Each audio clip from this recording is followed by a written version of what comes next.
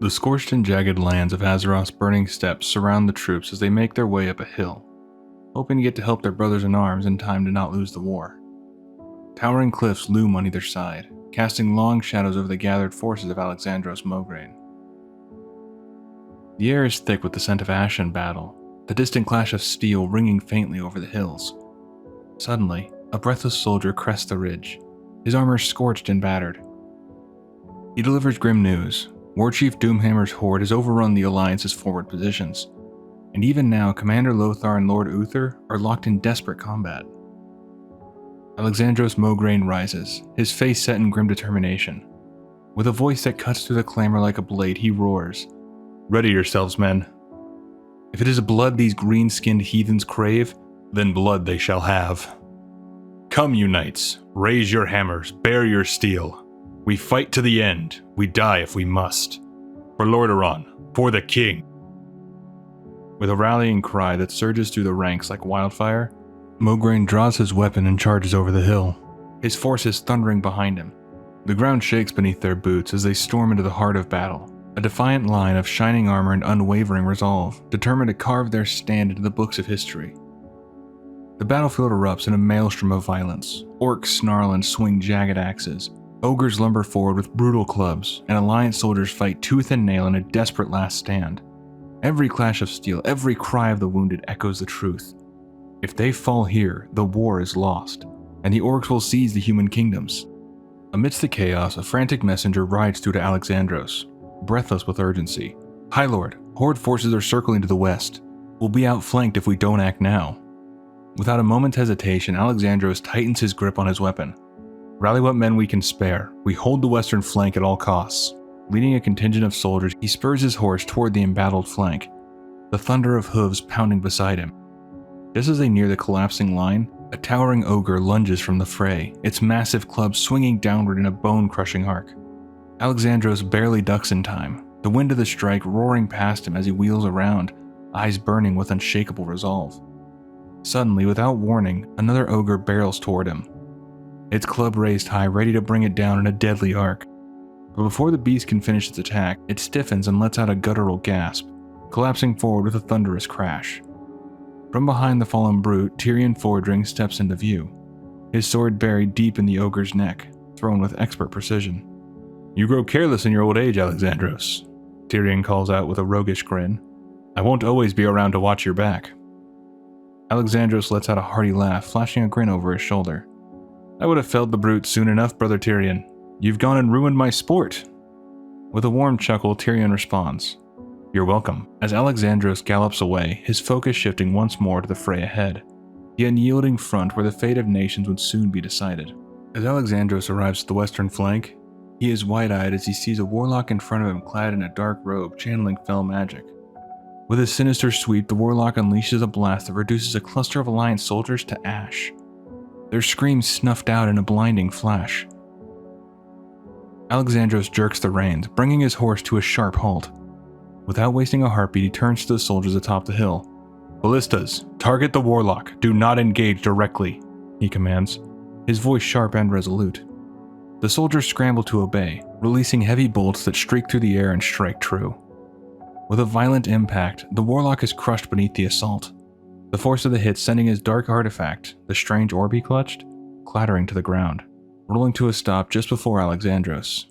He dismounts cautiously, eyes fixed on the pulsing relic. "Never before have I beheld an artifact of such power," he murmurs half to himself. "If only it could be commanded by the light. What army could stand against it? Surely in the right hands." Without hesitation, Alexandros reaches out, his fingers brushing the orb's surface. In an instant, searing energy courses through him, and he jerks back with a cry of pain. His hand, once strong and steady, is now blackened and charred, reduced to a useless, ruined appendage.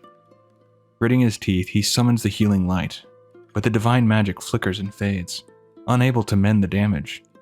A dwarf priest hurries to his side, laying glowing hands upon the wound, only to shake his head grimly. "This is no mere battle scar, High Lord. It's an instrument of evil. Best leave it be." Alexandros gazes down at his ruined hand, his jaw tight, eyes burning with a mixture of anger and unshakable resolve. "No," he murmurs under his breath. we will not leave it be. Years after the Second War came to a close, a fragile peace settled across the lands.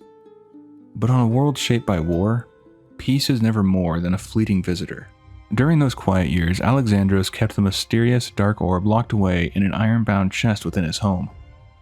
Yet curiosity knows no barriers, and one fateful day he found his two sons, Dariion and Renault, daring each other to touch the very object he had so fiercely hidden. As Alexandros stepped into the room, his voice thundered before either boy could lay a hand on it. Dariion blurted out, "It was Renault's fault," to which Renault sneered, calling his younger brother a little cockroach. Alexandros raised a hand, his tone sharp and cutting through their squabbling. "Enough! I'm disappointed in you most of all, Renault. The orb of all things? Haven't I always told you to protect Dariion, to look out for him?" His eyes softened for a moment, but his command remained firm. "Both of you, to your rooms, now." The boy skulked away, leaving Alexandros alone in the dimly lit room. With a heavy sigh, he locked the iron chest once more, securing the dangerous artifact within. Then he stepped outside to the small gravestone nestled before the house, the final resting place of his beloved wife, Elena. Kneeling there, Alexandros spoke softly, his voice tinged with exhaustion and longing. "Oh, how they test me sometimes, my love. But you would be proud of them, and shocked at how much they've grown. Renault, in so many ways, reminds me of myself. Brash, headstrong, aggressive. And Dariion, he's so much like you. He has your quiet strength. I see it in him even now." His voice faltered slightly as he reached out to trace the engraved name. "I wish you could have known him. I miss you, Elena, more with every passing day. I miss your unshakable faith. I miss the light that danced in your eyes. I pray with all my heart that you found eternal peace." A voice gently pulled Alexandros from his thoughts. "Am I interrupting, old friend?" came the familiar tone of Fairbanks. Without turning from the gravestone, Alexandros let a small, knowing smile touch his face. "Just tending the garden, Fairbanks. How does the day find you?" Fairbanks gave a wry chuckle. Sore. The human frame was not meant to straddle a giant beast for extended periods of time. Alexandros smirked, still gazing at Elena's name. Yes. I've heard the 2-mile journey from Capital City can be quite a grueling one. What news?" The humor faded from Fairbanks' voice. "Grim developments in the northern provinces. Sickness, disease, death. Some unnatural plague. Those who perish rise again, twisted and unholy, bringing ruin upon the living." He exhaled slowly. "They are calling it the Scourge. Lord Uther himself is aiding Prince Arthas and Lady Jaina Proudmoore to quell the threat. But so far they've had no success. As your advisor, Alexandros, I recommend we prepare to intercede if necessary." Alexandros rose to his feet, his expression now hardened with resolve. "Yes, Fairbanks. There's a discussion I've been meaning to have for some time." A few days later, at a quiet inn in South Shore, 5 men gathered in the warm glow of the firelight. The faint scent of sea air drifted through the timber beams as the flames from the hearth danced across the walls, casting flickering shadows. At the head of a long rectangular table sat Alexandros Mograine, his presence commanding even in this private setting. High General Abendis sat to his left, with Fairbanks beside him.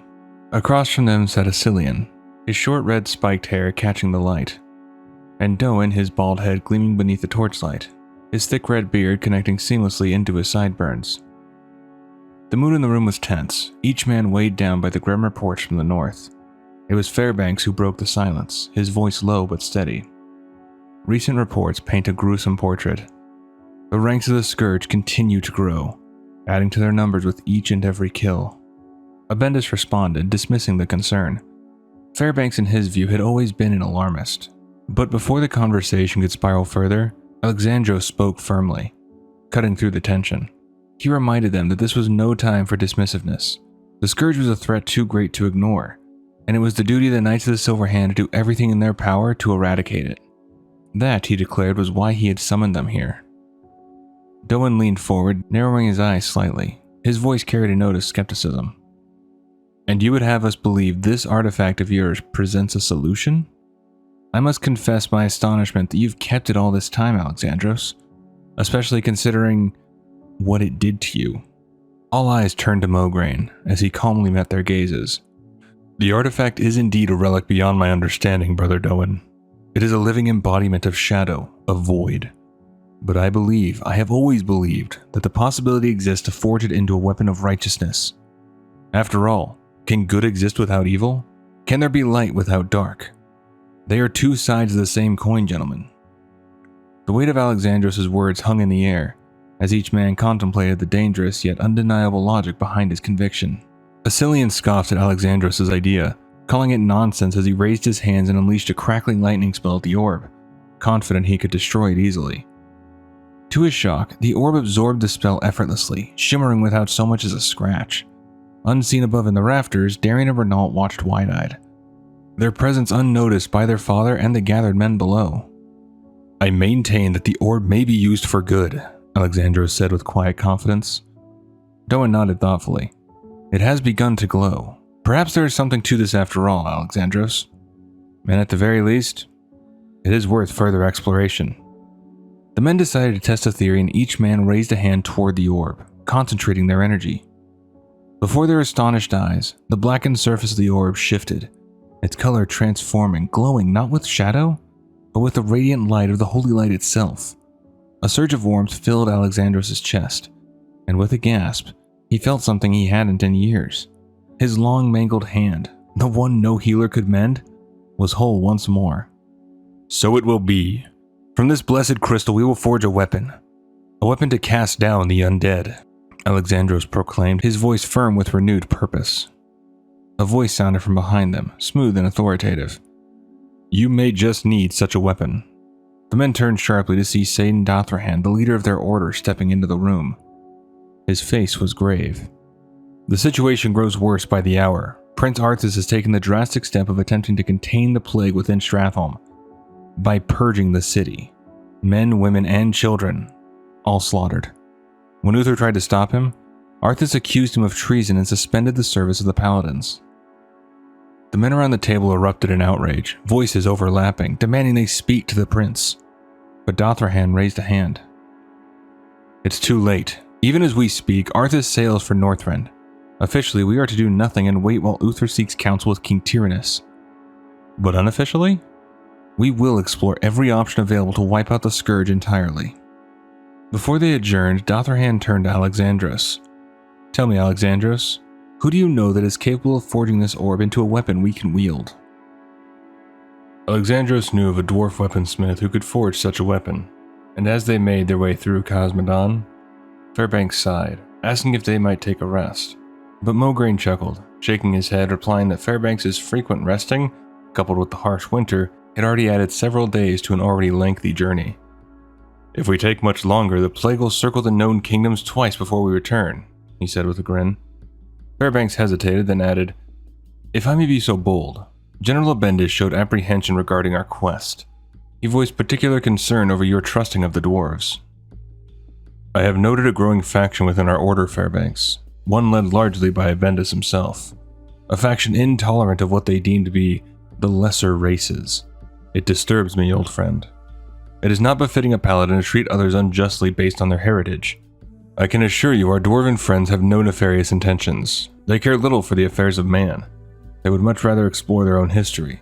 And when it comes to masonry and engineering, none are better at delving into the bowels of the earth and sharpening it to their purpose." As he finished speaking, Alexandros and Fairbanks crested the hill they had been climbing, and there, carved into the mountain, stood Ironforge, its massive gates rising proudly from the stone, hinting at the vast underground city within. Finally reaching the gates after more hours of travel, Alexandros approached the dwarf guard and spoke firmly. "Please inform the good King Magni that Alexandros Mograine and his trusted advisors seek an audience." The guard gave a respectful nod, though his face carried a note of warning. "Aye. The king has just returned, but tread lightly, Master Mograine. His mood is sullen."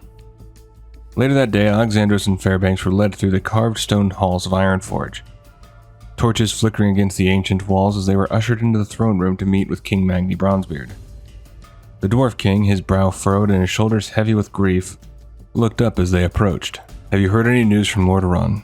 Magni asked, his voice deep and edged with tension. Alexandros inclined his head respectfully. "Before leaving, we were told that Prince Arthas had been recalled from Northrend by his father, King Tyrannus. But beyond that, the only thing we know is that the scourge remain unchecked, rampaging across the land." My brothers have finally agreed to use the orb as a weapon against those monsters. Magni's fist clenched slightly as he stood in front of them. My own brother Muradin was in Northrend on an expedition. He knew Arthas, they were old friends. And thanks to Arthas, Muradin is now dead. Alexandros and Fairbanks lowered their heads in shared sorrow. You have our deepest condolences, King Magni, Alexandros offered softly. But Magni shook his head sharply, his grief simmering in hard resolve. Condolences won't bring back my brother, but crafting a blade with the sole purpose of killing these undead bastards, while it won't bring him back, it will ease the pain. Feels a bit like spitting in Arthas' eye. He straightened in his seat, his eyes glinting with determination. It'll take time to forge, but I'll get it done, and it'll be like no weapon you've ever seen before, and likely, there will never be one like it again. Some believe that Master Dwarven blacksmiths possess the uncanny ability to impart emotions into the blades they shape. Magni never put much stock in such claims, but now, as he stood alone at the Great Forge, the orb glowing faintly in his hands, the king found himself thinking of his brother, of Muradin, the sibling he would never see again. Magni gripped his hammer and with a deep breath, summoning every ounce of his rage, his fury, his thirst for vengeance, he called upon those emotions, willed them into the metal before him. With a mighty roar, a war cry that echoed through the vast expanse of the forge, Magni brought his hammer down again and again, sparks flying in a fiery dance as steel met steel. He hammered with all the strength in his heart, every strike a promise of retribution, until at last the blade was done. Alexandros and Fairbanks looked over, hearing Magni say the blade was done. He stood holding the completed weapon, its surface gleaming with a light that seemed to pulse with life. A griffin rider came, Magni rumbled quietly. He brought word. King Tyrannus is dead, killed by Arthas' own hand. His voice softened only briefly. You have my condolences, though I know they won't bring back your king. But perhaps this blade, perhaps it will administer some justice, return some semblance of order to the turmoil that grips your kingdom. Tyrannus was a good man, and the dwarves of Ironforge will mourn his passing. With solemn reverence, King Magni handed a magnificent sword to Alexandros. The two men stood in stunned silence, their minds reeling from the devastating news. Shock and confusion filled their faces, but it was King Magni's steady voice that pulled them back to the moment. If I were you lads, I'd see to me home and family, the war will keep. Magni advised, his tone both firm and understanding. Alexandros snapped to attention, the weight of those words striking him like a hammer blow. Family, yes, yes, we must make haste. Thank you, good king. You may rest assured I will make good use of this. I will honor Muradin's memory. Without wasting another second, Alexandros and Fairbanks mounted their steeds and sped off toward home. They rode with all the urgency they could muster, the cold wind biting at their faces and the winter road stretching endlessly ahead. Yet no matter how fast they galloped, Alexandros felt it was too slow, agonizingly slow. His mind raced with every hoofbeat, his heart pounding with a growing dread. If anything had happened to his boys, no power in this world or beyond could contain his fury. Several days later, under the pale glow of moonlight, they finally arrived. The familiar silhouette of Alexandros' home came into view, shadowed against the dark night. As they drew closer, a knot of dread twisted in Alexandros' chest. Urging his horse forward, he leapt from the saddle before the steed had even stopped, rushing up to the steps and throwing the door wide open. Dariion, Renault, he bellowed, his voice echoing through the darkened house. Silence answered him. Frantic, Alexandros tore through the rooms, searching, calling, pleading. Then his eyes caught something. The glint of metal in the faint lamplight. A knife was stabbed into the wood, and carved into the surface in rough, jagged letters was a single word: Hearthglen. Alexandros felt his breath catch. He knew exactly where he needed to go.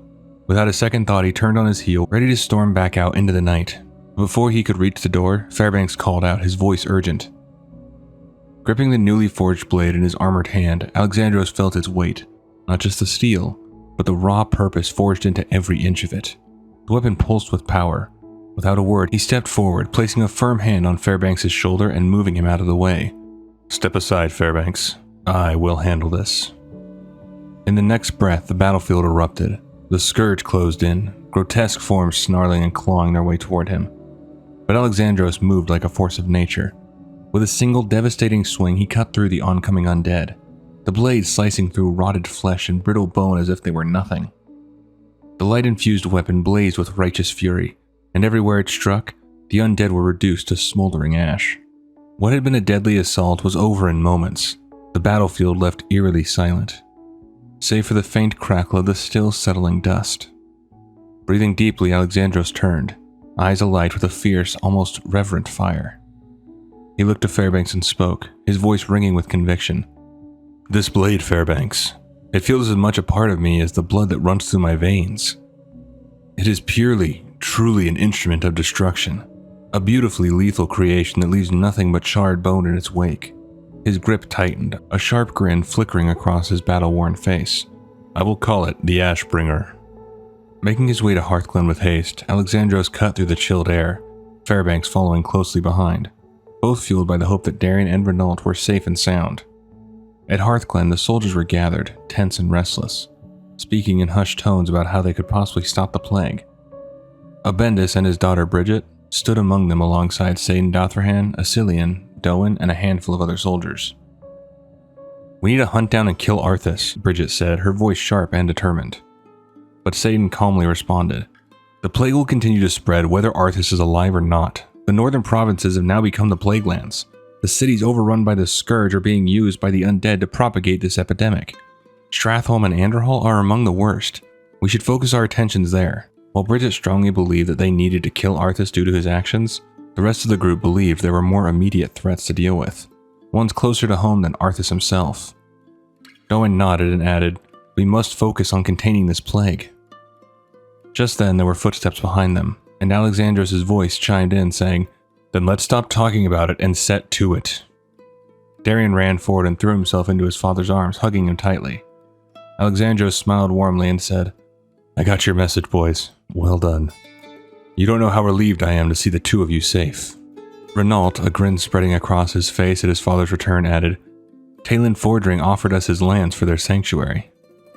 Looking to Talon, Alexandros said, "I served in the Second War with your father, Talon. No matter how things may have turned out, the Tyrion I knew was a good man. Now, where are the rest of the knights? Surely this is not all that's left of the Order of the Silver Hand." Being informed that this was all that remained of their once proud order, Alexandros listened grimly as the knights delivered more somber news. Uther too had fallen, cut down by Arthas himself. Disease and death had claimed the northern lands, with no sign of slowing or mercy. But Alexandros, with determination in his voice, lifted his gaze and spoke with ironclad confidence. The weapon he now bore was unlike any before it, and it was time, he declared, to start taking back what they had lost. The surviving Knights of the Silver Hand rallied to his call. Together they set out to stem the tide of plague and scourge that had overrun their lands. Battle after battle, they carved a path through the corrupted countryside. Like a raging inferno, they rode with fury and purpose, cutting down undead horrors wherever they were found. At the heart of that blazing charge was Alexandros. His name soon whispered across the kingdoms with awe and reverence. He became known not just as a warrior, but as something more, the Ashbringer. His deeds became legend, and soon, the legend became the man. Now they approached the ruined gates of Stratholme, their greatest challenge yet.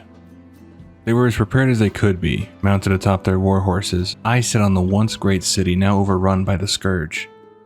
But as they neared the gates, Abendis felt it, a wrongness in the air. The fires that had ravaged Stratholme still burned fiercely, but they were not natural flames. There was something else here, something dark and malevolent keeping the fires alive. Something waiting in the heart of the ruin.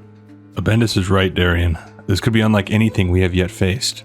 I would not think less of you for turning away, Alexandros said, his voice low but steady as he looked ahead, ensuring nothing was going to surprise him. Dariion, however, stood firm, his young face resolute. "I can sit idle no longer," he replied, determination shining in his eyes. Alexandros gave a small, proud nod before turning to his eldest. "So be it. Renault, you are to watch your brother at all times. Protect him. Am I understood?" "Yes, father," Renault answered, his voice carrying the weight of the responsibility he now bore. As the group pressed deeper into the heart of the burning city, an unnatural stillness surrounded them. The fires blazed fiercely, yet the houses showed no sign of crumbling further. The flames licked the wood eternally, their smoke thick and choking, casting the streets into a perpetual haze. Now and then the sharp crack of burning timber echoed through the silence, surprisingly loud, like sudden gunfire shattering the eerie quiet. Every creak, every snap set their nerves further on edge. It was Talon who finally broke the tense silence. "Why do I suddenly feel like a rat in a maze?" he muttered uneasily. "Hush, Talon. Be ready for anything," one of the soldiers snapped back, eyes darting nervously across the flickering shadows. No sooner had the words left his mouth than a sharp clatter came from behind a nearby gate.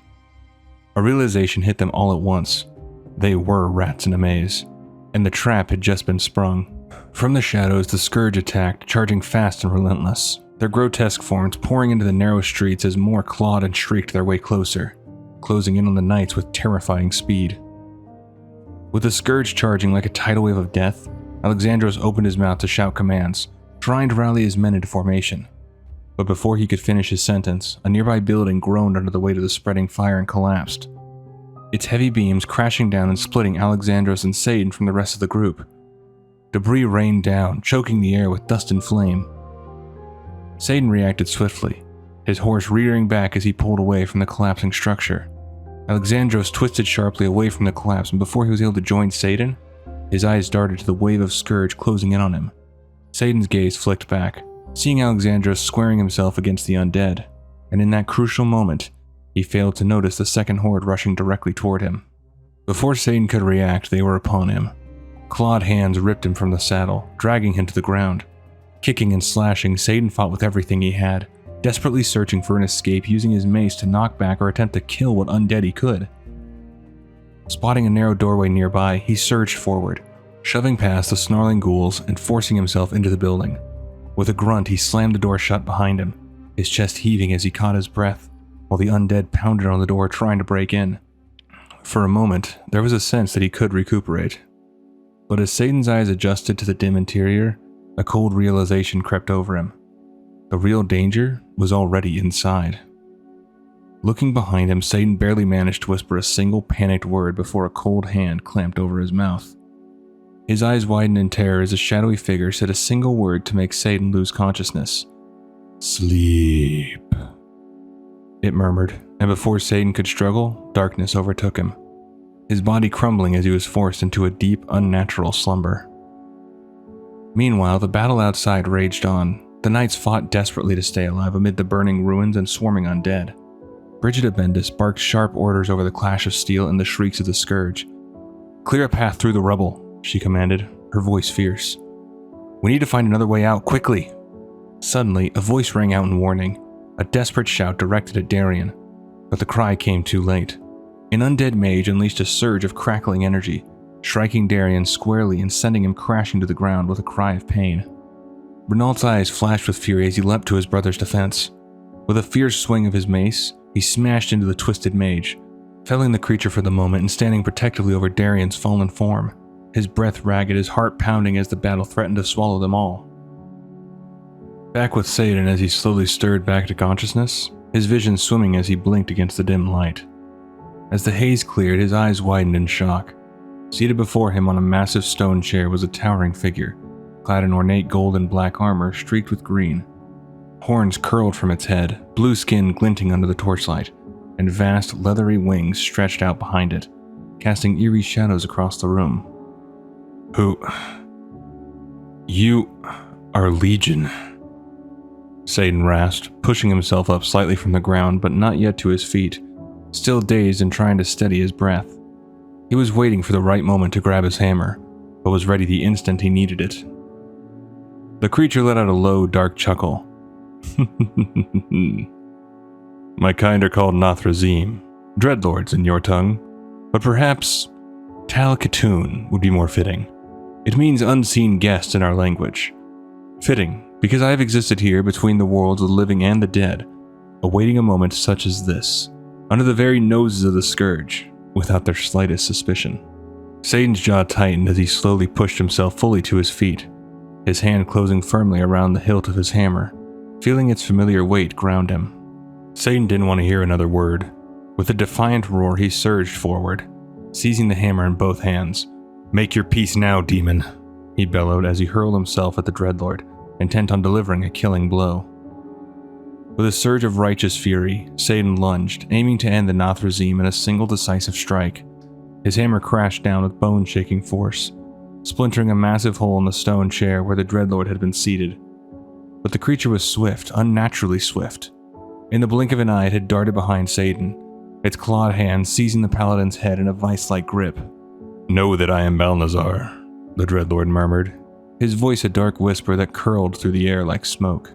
"Know as I drink your life, that I will take up residence in this weak shell your soul once called home.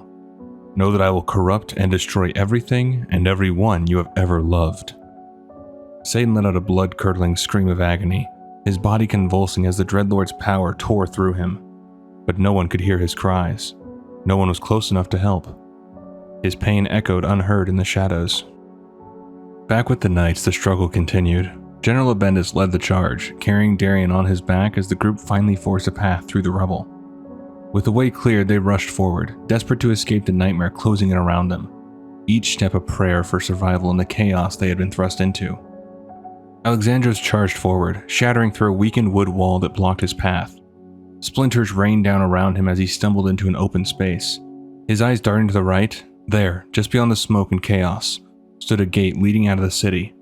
But his heart sank. It was barred, sturdy, and time was running out. The guttural roars of the scourge echoed behind him, drawing closer with every heartbeat. Suddenly, a voice called out behind him. Alexandros felt a hand on his shoulder as his eyes beheld a surprise. Satan stood there, or so it seemed, his familiar form emerging from the haze.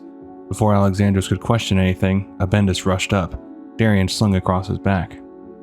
Alexandros' eyes widened, his breath catching. He wanted to ask, to demand about his son's condition, but there was no time. They had to move. With a sudden brutal cry, Satan raised his mighty hammer and smashed it against the barred gate. After a few swings, the wood and iron groaned, splintered, and then exploded outward under the sheer force. The path beyond flung open. Without hesitation, Alexandros rallied the group, ushering them through the shattered gate. Together, they fled into the dense woods. The trees swallowed them from sight as they escaped into the night. Away at last, from the relentless claws of their undead pursuers. Only once the darkness enveloped them did they dare stop, sinking to the ground to catch their breath, safe. At least for now. The group set up camp that night, their weary bodies gathering around a flickering campfire, with tents pitched in a rough circle for what little protection they could muster. Alexandros knelt beside Dariion, lying pale and unconscious on a bedroll. The boy's face was still, his breath faint. Asilian spoke quietly from the opposite side of the tent, his voice carrying gently across the space. "I fear that the sorcery runs deep, brother. Deeper than our abilities to heal it. Only his faith can carry him through now." Alexandros clenched his fists, rage bubbling up inside him. Without another word, he stormed out of the tent, his heart pounding in his chest. His eyes fell on Renault, and in a flash of anger, he came up from behind his eldest, his right hand balling up the fabric of Renault's shirt at the chest. "How did you let this happen?" he demanded, his voice shaking with fury and pain. Bridget Abendis rushed forward, her voice firm yet trying to soothe. "It's a miracle any of us walked away, Alexandros." Before the situation could erupt further, Satan intervened, stepping in to pull Renault gently away. "A miracle indeed. Come, Renault, let your father calm down." Satan's steady hand on the boy's shoulder guided him away, giving Alexandros the space to gather himself. Eventually, Alexandros lowered himself onto the log beside the campfire, his shoulders heavy with exhaustion. Across from him sat Talon, watching him quietly through the dancing firelight. "Renault was in danger too, you know," Talon offered softly. Alexandros turned his weary gaze toward him. "You think I show favoritism?" Talon raised his hand, slightly shaking his head. "I didn't mean any disrespect."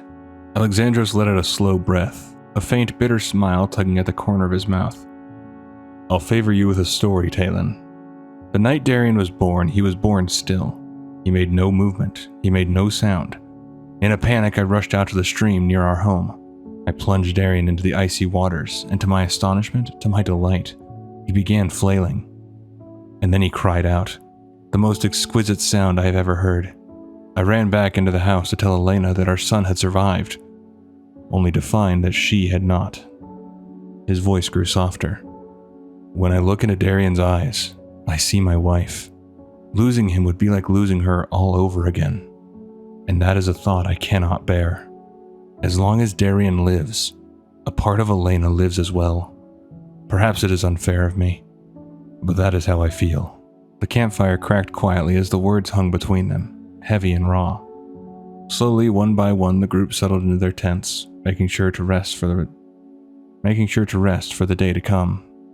Day broke gently over the camp, the first rays of sunlight spilling across the tents. Dariion stumbled out, shielding his eyes as the blinding light met his still aching body. He blinked rapidly, trying to adjust, when suddenly Alexandros was upon him, crossing the distance in a heartbeat, wrapping his arms tightly around his son in a fierce embrace. "It's over now. You're safe. I love you, son. With all that I am, all I was, all I ever will be," Alexandros whispered, his voice trembling with raw relief and emotion. A short distance away, Renault watched the reunion in silence. His jaw tightened slightly, his eyes narrowing as a storm of jealousy began to brew quietly within him. A few days later, back in Hearthglen, the knights gathered in a tense meeting, their expressions grim as they weighed their dwindling options. Among them stood a large, broad-shouldered man with brown hair, an eye patch over his right eye, and thick sideburns that framed his mustache, named Maxwell Tyrosus. He rose to his feet and declared, "I tell you, our numbers are too few. We must look to recruiting among the night elves, dwarves, and gnomes if we are to retake our fallen cities." But his words immediately sparked a chorus of disagreements, voices rising in protest around the table. Renault, however, leaned forward, his voice cutting through the noise. "What right do we have to judge the other races?" Another knight, his eyes hard and unyielding, answered sharply, "It is our light-given right to do so."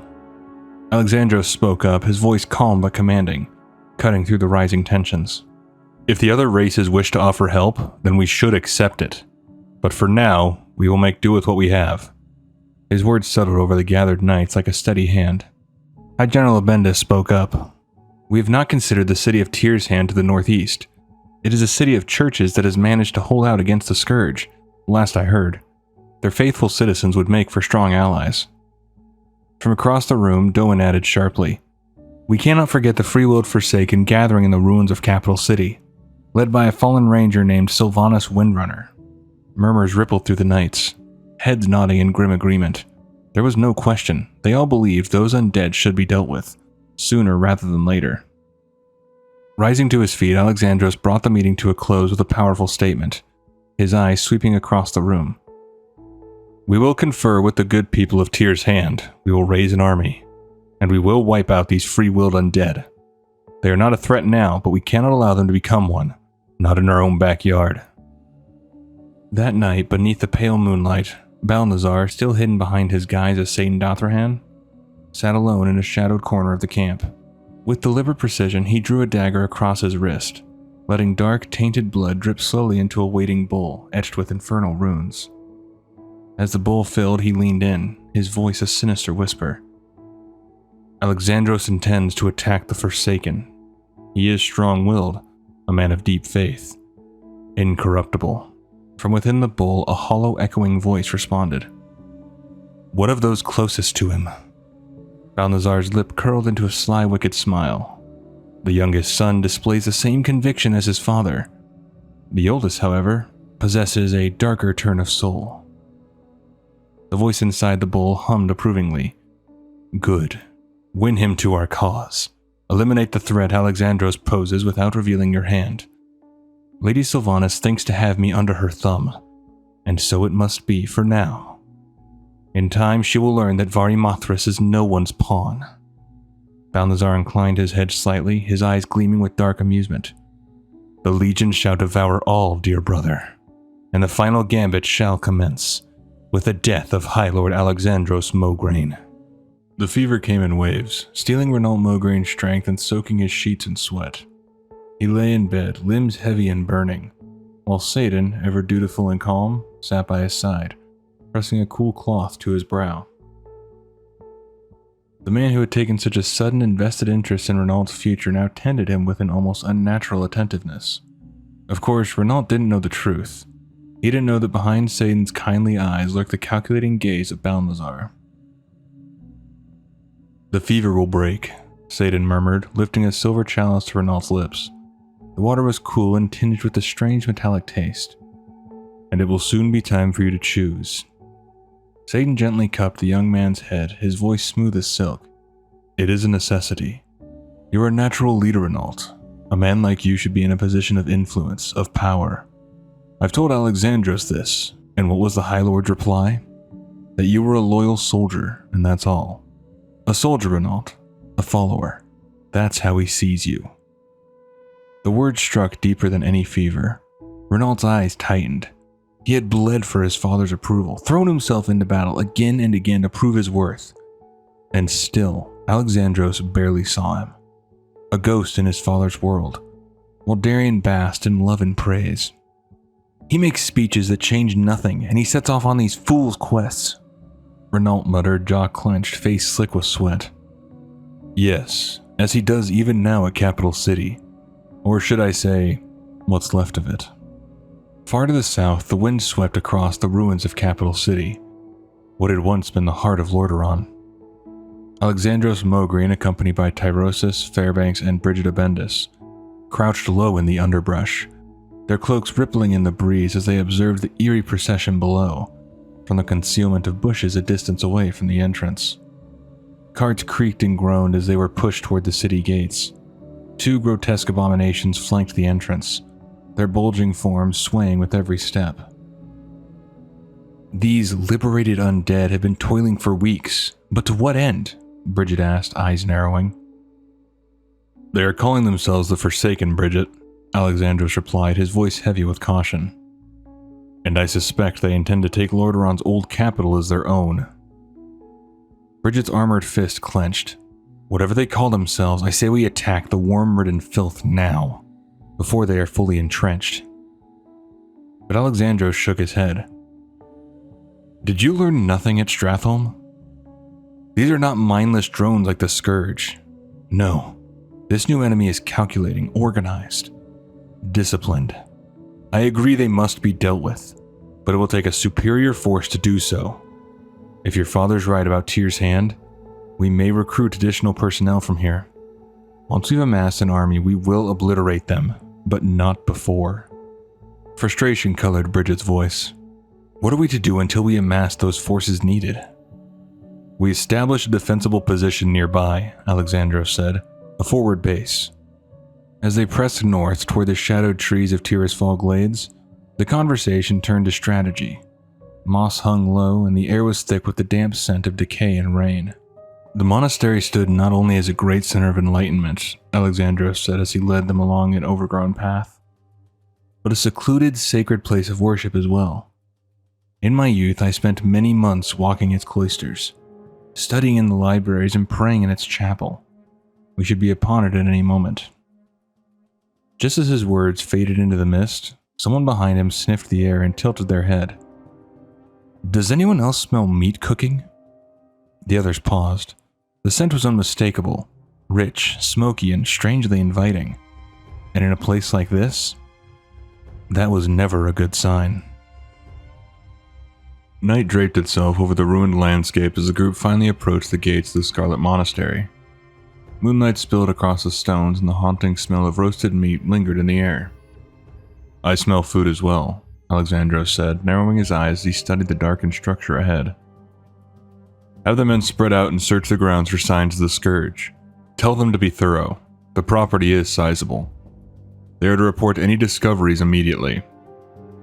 The monastery loomed before them, shadowed but still stately, its spires stabbing into the night sky. They stepped cautiously inside. The stone floor echoed beneath their boots as archways framed their path forward. At the far end of the hall, firelight flickered, casting dancing silhouettes. It looks as though we're not alone. 'Tis as you say, Fairbanks. Someone has taken up residence here.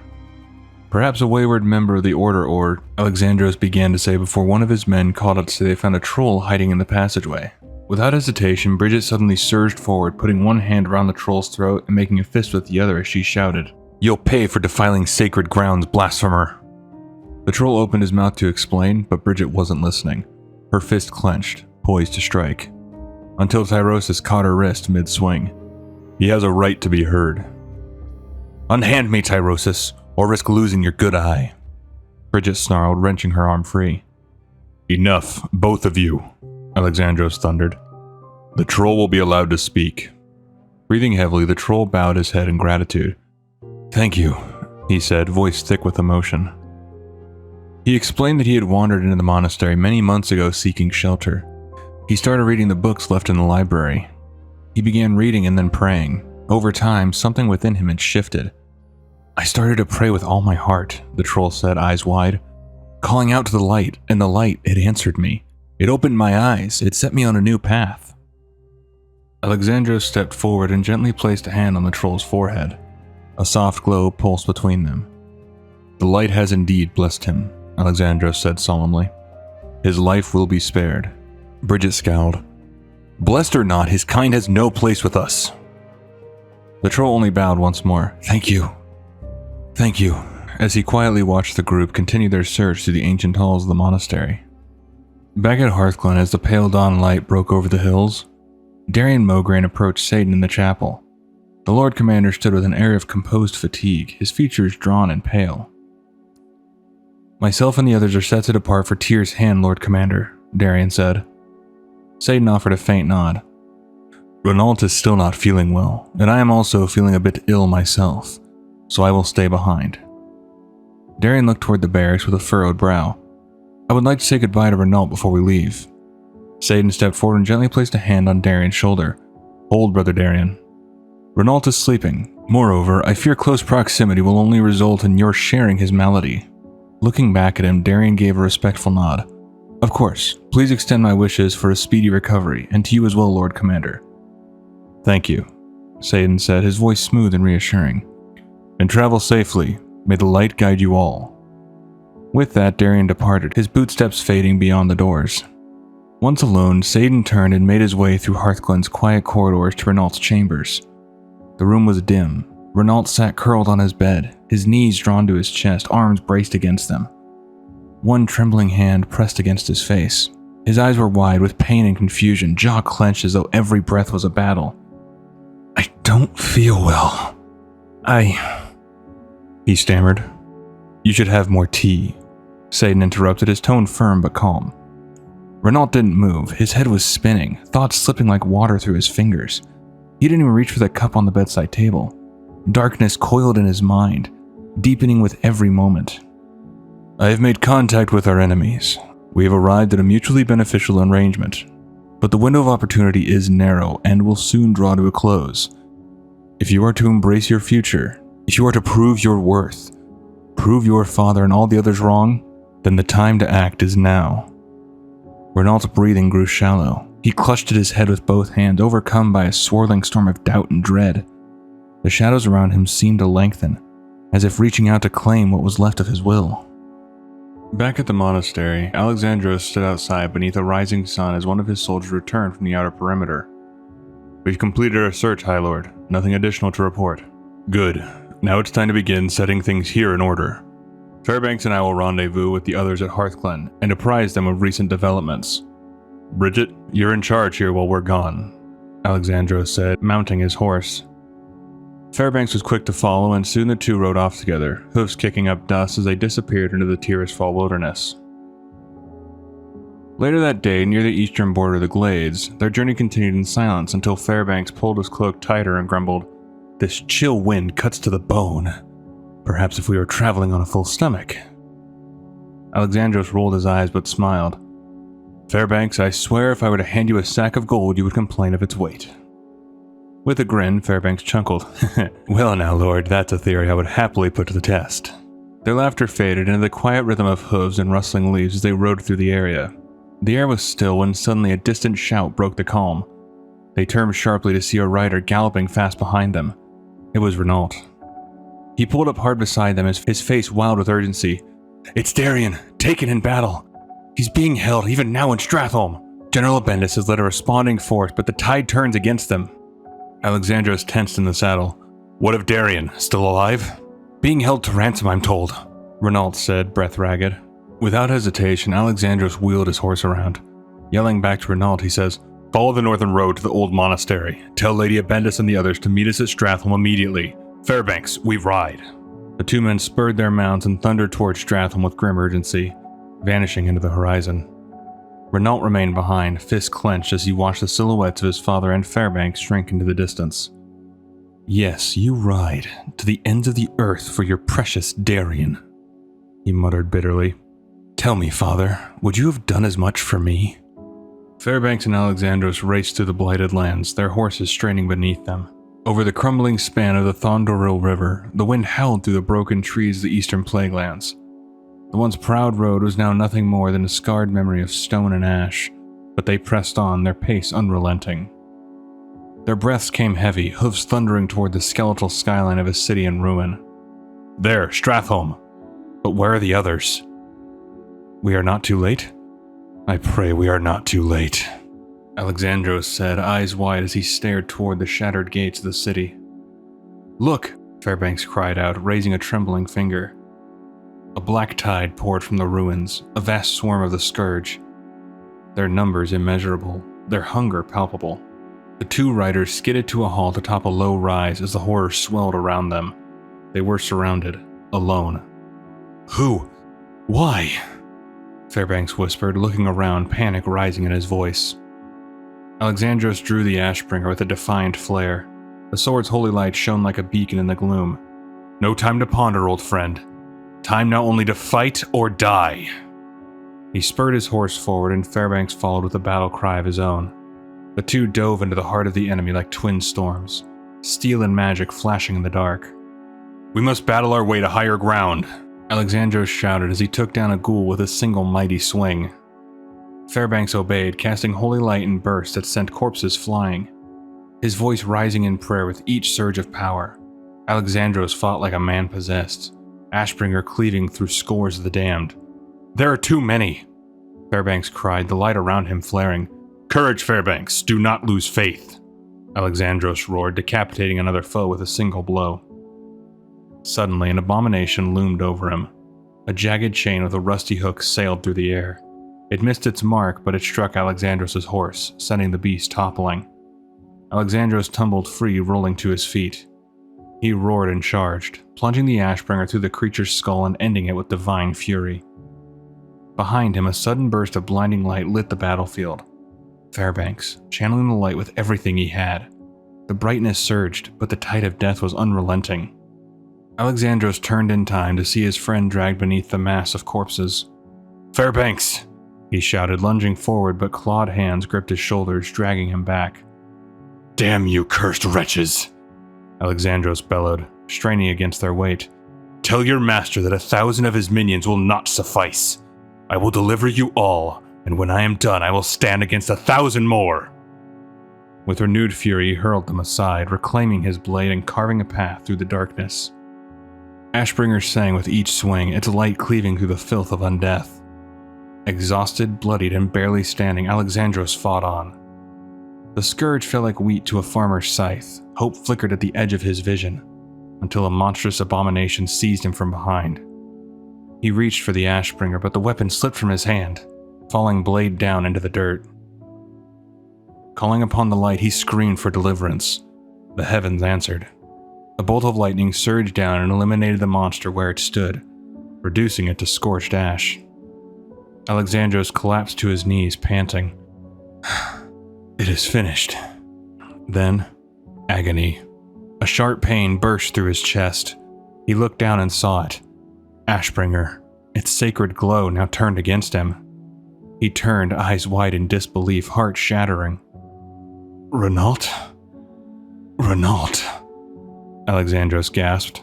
His son stood behind him, hands trembling, tears streaming down his face. I was wrong about you, boy. You're nothing like me, Alexandros said before falling forward onto the ground, the light leaving his eyes. I don't want to be you. I'll be greater than you ever were. Now I can become the man you never thought I would be. Renault screamed, voice raw with confusion and pain. And then, his breath ragged, his face stricken with fear, he turned and ran, fleeing into the dying light of day and into the shadow of what he had done. At Tyr's hand, the Knights of the Silverhand stood before the town's leaders. His guards waited outside. The Silverhand's message was clear: unity in the face of annihilation. This was not simply an offer of support, but a solemn pact, an invitation to stand shoulder to shoulder against the Scourge. We are all brothers in the light, Lord Valdemar. From this day forward, the good people of Tyr's Hand may count on the Knights of the Silver Hand as trusted allies, General Abendis said, shaking the town leader's hand. Just as the handshake finished, a scout burst through the hall doors, breathless and wide-eyed. High Lord Mograine has been killed, along with Fairbanks, en route from Tyr's Fall to Hearthglen. The room froze. The news struck like a hammer. Gasps, stifled cries, and stunned silence filled the chamber.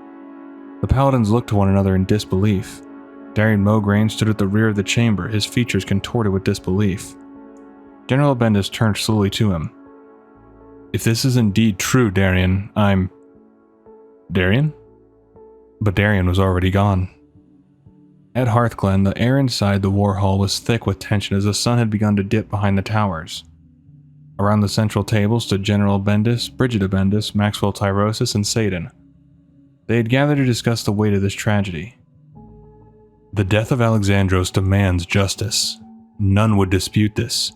Yet I say to you that we lack sufficient numbers to mount an offensive against the Scourge, Satan said.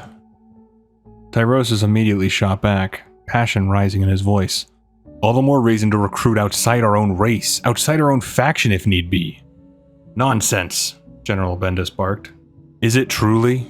Tyrosus said, turning toward him. The Scourge is a threat to all life, Abendis, not just humanity. Bridget stepped forward, her voice cold and unwavering.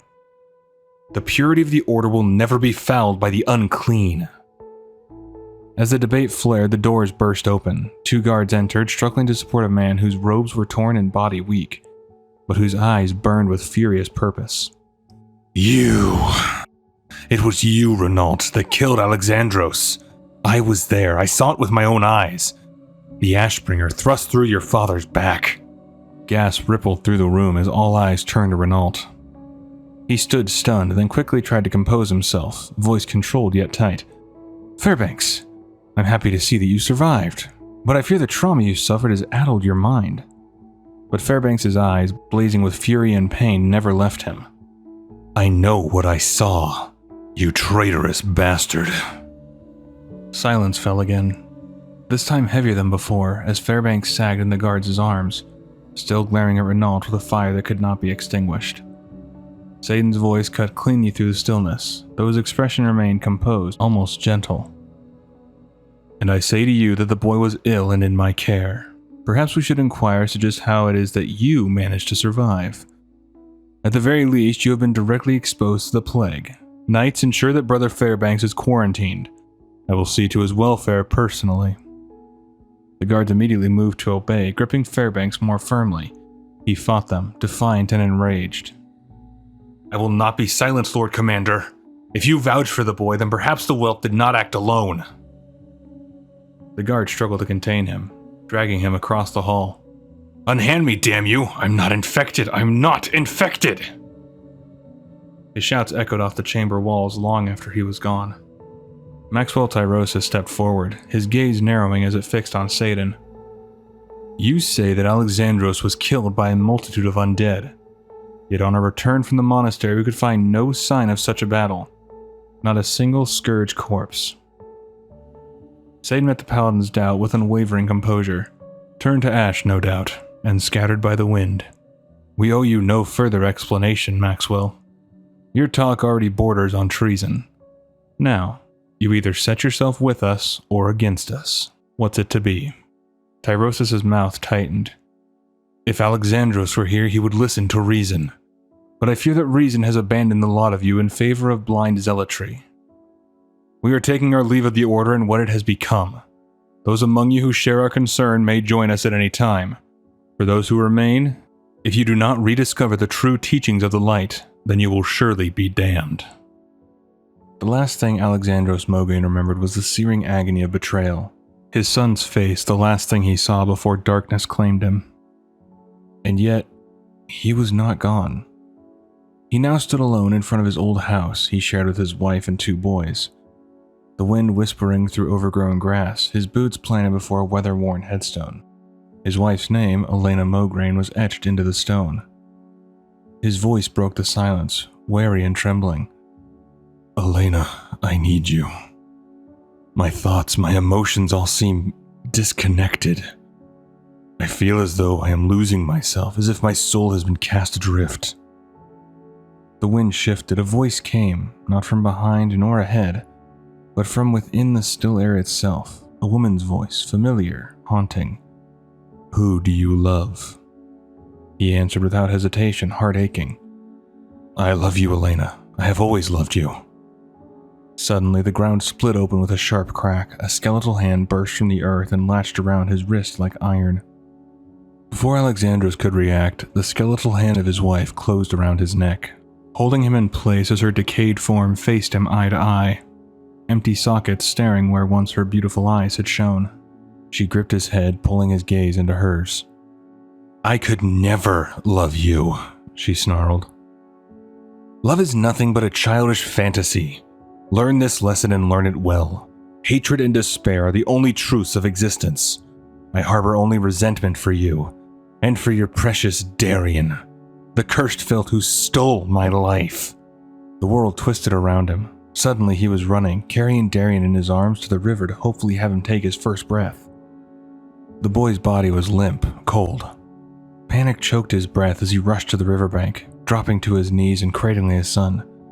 Dipping Dariion into the water, the cries of his son graced his ears. It's a miracle, Alexandros gasped, clutching Dariion close. Then, the voice again. Who do you love? I love you, Dariion, he cried, his voice raw with emotion. But hope shattered in an instant. Hands surged from the water, pale and wet, clawing at Dariion. They dragged the boy under. No, you can't have him, not Dariion, not my son! Alexandros screamed, plunging his arms into the water in vain. Darkness fell again. He blinked, and he was back in front of Stratholme, pain exploding in his chest as the Ashbringer was again embedded in his back. Bloodless, breathless, he fell to his knees. Who do you love? The voice whispered once more. He turned, trembling. Renault stood behind him. I loved you, Renault. But there was no kindness in Renault's eyes, only fury. I hate you. I hate you, and if I could kill you again, I would. You made me what I am. Alexandros collapsed, repeating the same word over and over through clenched teeth. No, no, no. And then he awoke. Metal scraped against stone, chains clinked and stretched. Alexandros was strapped to a cold stone table, his body pale and stiff. His eyes were a ghostly white, the wound in his chest visible but dry. Around him was a chamber unlike any he had ever seen. Bone and frost, steel and sorcery. A towering skeletal figure loomed before him, clad in regal purple robes lined with gold. Blue flame flickered within the skull where eyes should have been. The room pulsed with necromantic power. Further resistance is pointless. Your will is no longer your own. If it is any consolation, you fought the change longer than any before you. Now tell me, Alexandros Mograine, who do you love? The Lich asked. Alexandros opened his mouth but managed only a breath. The Lich placed a bony hand over his mouth. Who do you love? He asked again. Alexandros answered, dead and cold. No one. Who loves you? No one. The Lich straightened, satisfied. Good. You are ready to take the next step. Welcome to Naxxramas. I am the hammer that will forge you, Death Knight. I am Kel'Thuzad. The chains creaked. Alexandros looked around. At the end of the table he lay on, he saw a face he knew once. Korthaz, once a paladin of Uther, but clearly not anymore. The dwarf he knew before is gone, replaced with a Death Knight, eyes glowing and loyal to the Scourge. Bones and ancient remains filled the chamber like trophies. On the wall before him hung a massive dragon skull, a thick chain still attached to its maw. Murmurs from the other Death Knights echoed through the room. Then Kel'Thuzad raised his hand.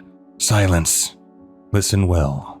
Whatever purpose may have driven you in life is now meaningless. All of your former allegiances, your memories, your loyalties are now cast to the void. You are to be a vessel of annihilation, a harbinger of the apocalypse. All that remains for you now is to grasp the sword and seal the pact. From the shadows, the Ashbringer, corrupted and blackened, rose into the air before him. It pulsed with dark energy, its holy glow twisted into something cold and cruel. Alexandros, no longer truly alive, felt the power flood his limbs. With strength not his own, he snapped the chains binding him and stood. The corrupted Ashbringer drifted into his waiting grasp. He stepped forward, one slow stride at a time, now fully armored. The sword glowed in his hands, its crimson hue casting harsh light across his face. Kil'Thuzad watched with pride.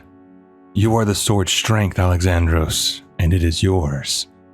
Now, the mighty Ashbringer, man and sword once considered the greatest enemy of the Scourge, will be its most terrifying weapon.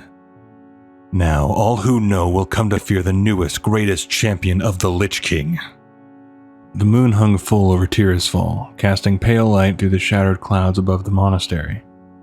Within its quiet halls, the chapel was cloaked in a haunting serenity. Moonlight spilled through the stained glass windows, casting colored patterns across the stone floor. Holy images now touched with a surreal shifting glow.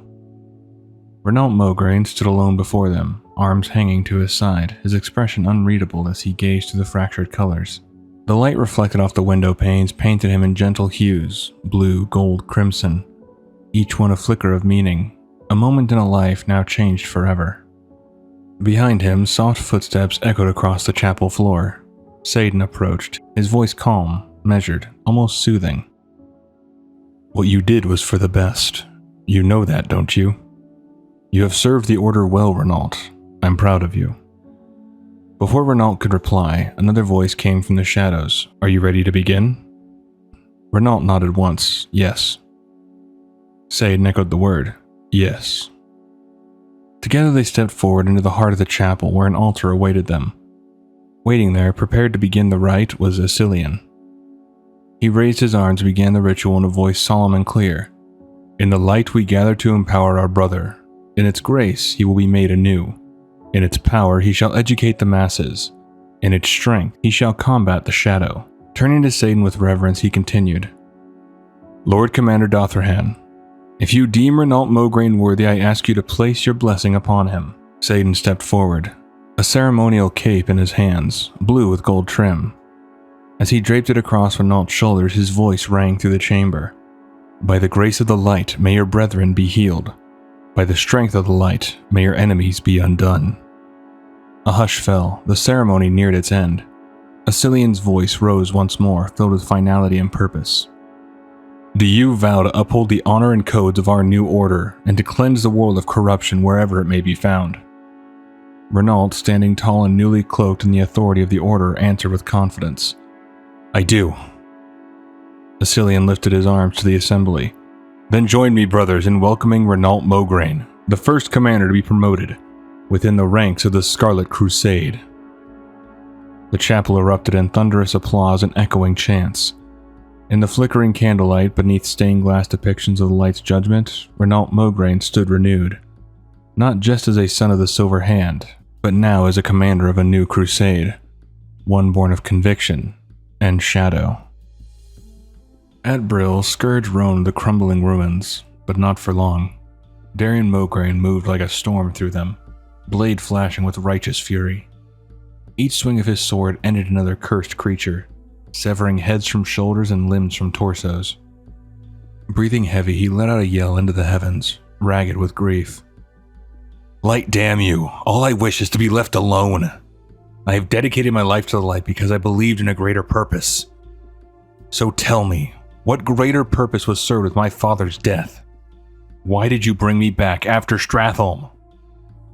He raised his eyes to the sky. He searched the heavens for an answer, any sign, any whisper from the light he had devoted himself to. But the skies gave no reply, just silence. Then, rustling. A voice emerged from the underbrush behind him, low and curious. "What if your father not be dead?" Dariion spun around, sword half raised. "Who speaks?" he demanded. From the bushes stepped a troll, hands open in peace. He was robed, barefoot, and strange in presence, like a man both wild and deeply in tune with something unseen. The troll introduced himself as Zabra, telling Dariion that he doesn't think his father's spirit is gone. Dariion stared at him, wary but curious. Zabra continued. He told of how Alexandros had once saved his life at the monastery. Since then, the light had tied them together, however faintly. That bond, he said, had not been broken, but merely clouded. With a gesture, Zabra led Dariion through the ruined hills beyond Brill, eventually arriving at a small camp nestled in the trees. The two began to talk. Zabra explained that he dreamed of this place, and while unsure why the light led him there, he followed, but now he knows. He also dreamed of another place, a fortress floating above a burning city. Dariion's eyes widened. Stratholme. Then I shall go to this fortress and free my father. But Zabra's expression grew grim, saying it is best to go with others if he is to choose that path. Before Dariion could respond, a new voice called out from behind him. I found him. What are you doing out here alone, human? He turned, blade ready once more, but lowered it when he saw a female orc standing in front of him. I'm Grunhilda, she said simply. But Zabra was gone, vanished like smoke in the wind. Dariion blinked, looking past her. Then his gaze shifted to a group moving from the tree line, armor gleaming with unfamiliar sigils. Among them stood humans, dwarves, night elves, and Maxwell Tyrosus. Tyrosus smiled faintly. We've split from the Order, Dariion. We've formed a new organization, one that welcomes all races. I wondered if you might like to join us. Dariion looked from face to face, each one worn but resolute. The hatred that had poisoned the Order at Hearthglen was gone from these warriors. They stood together not in judgment but in purpose. He gave a quiet nod. Tyrosus stepped forward and offered a folded cloth, a tabard, black with gray trim. A gray circle sat at its center, rimmed with golden triangles like rays of a dawning sun. Good, good. It is my great honor then to welcome you, Dariion Mograine, son of High Lord Mograine the Ashbringer, to the Order of the Argent Dawn. The fires at the heart of Chillwind Camp cast flickering light against the trees surrounding the camp and the tents of the soldiers. Crusaders moved quietly between the tents, sharpening blades and whispering prayers, their eyes never straying far from the looming shadows beyond the tree line.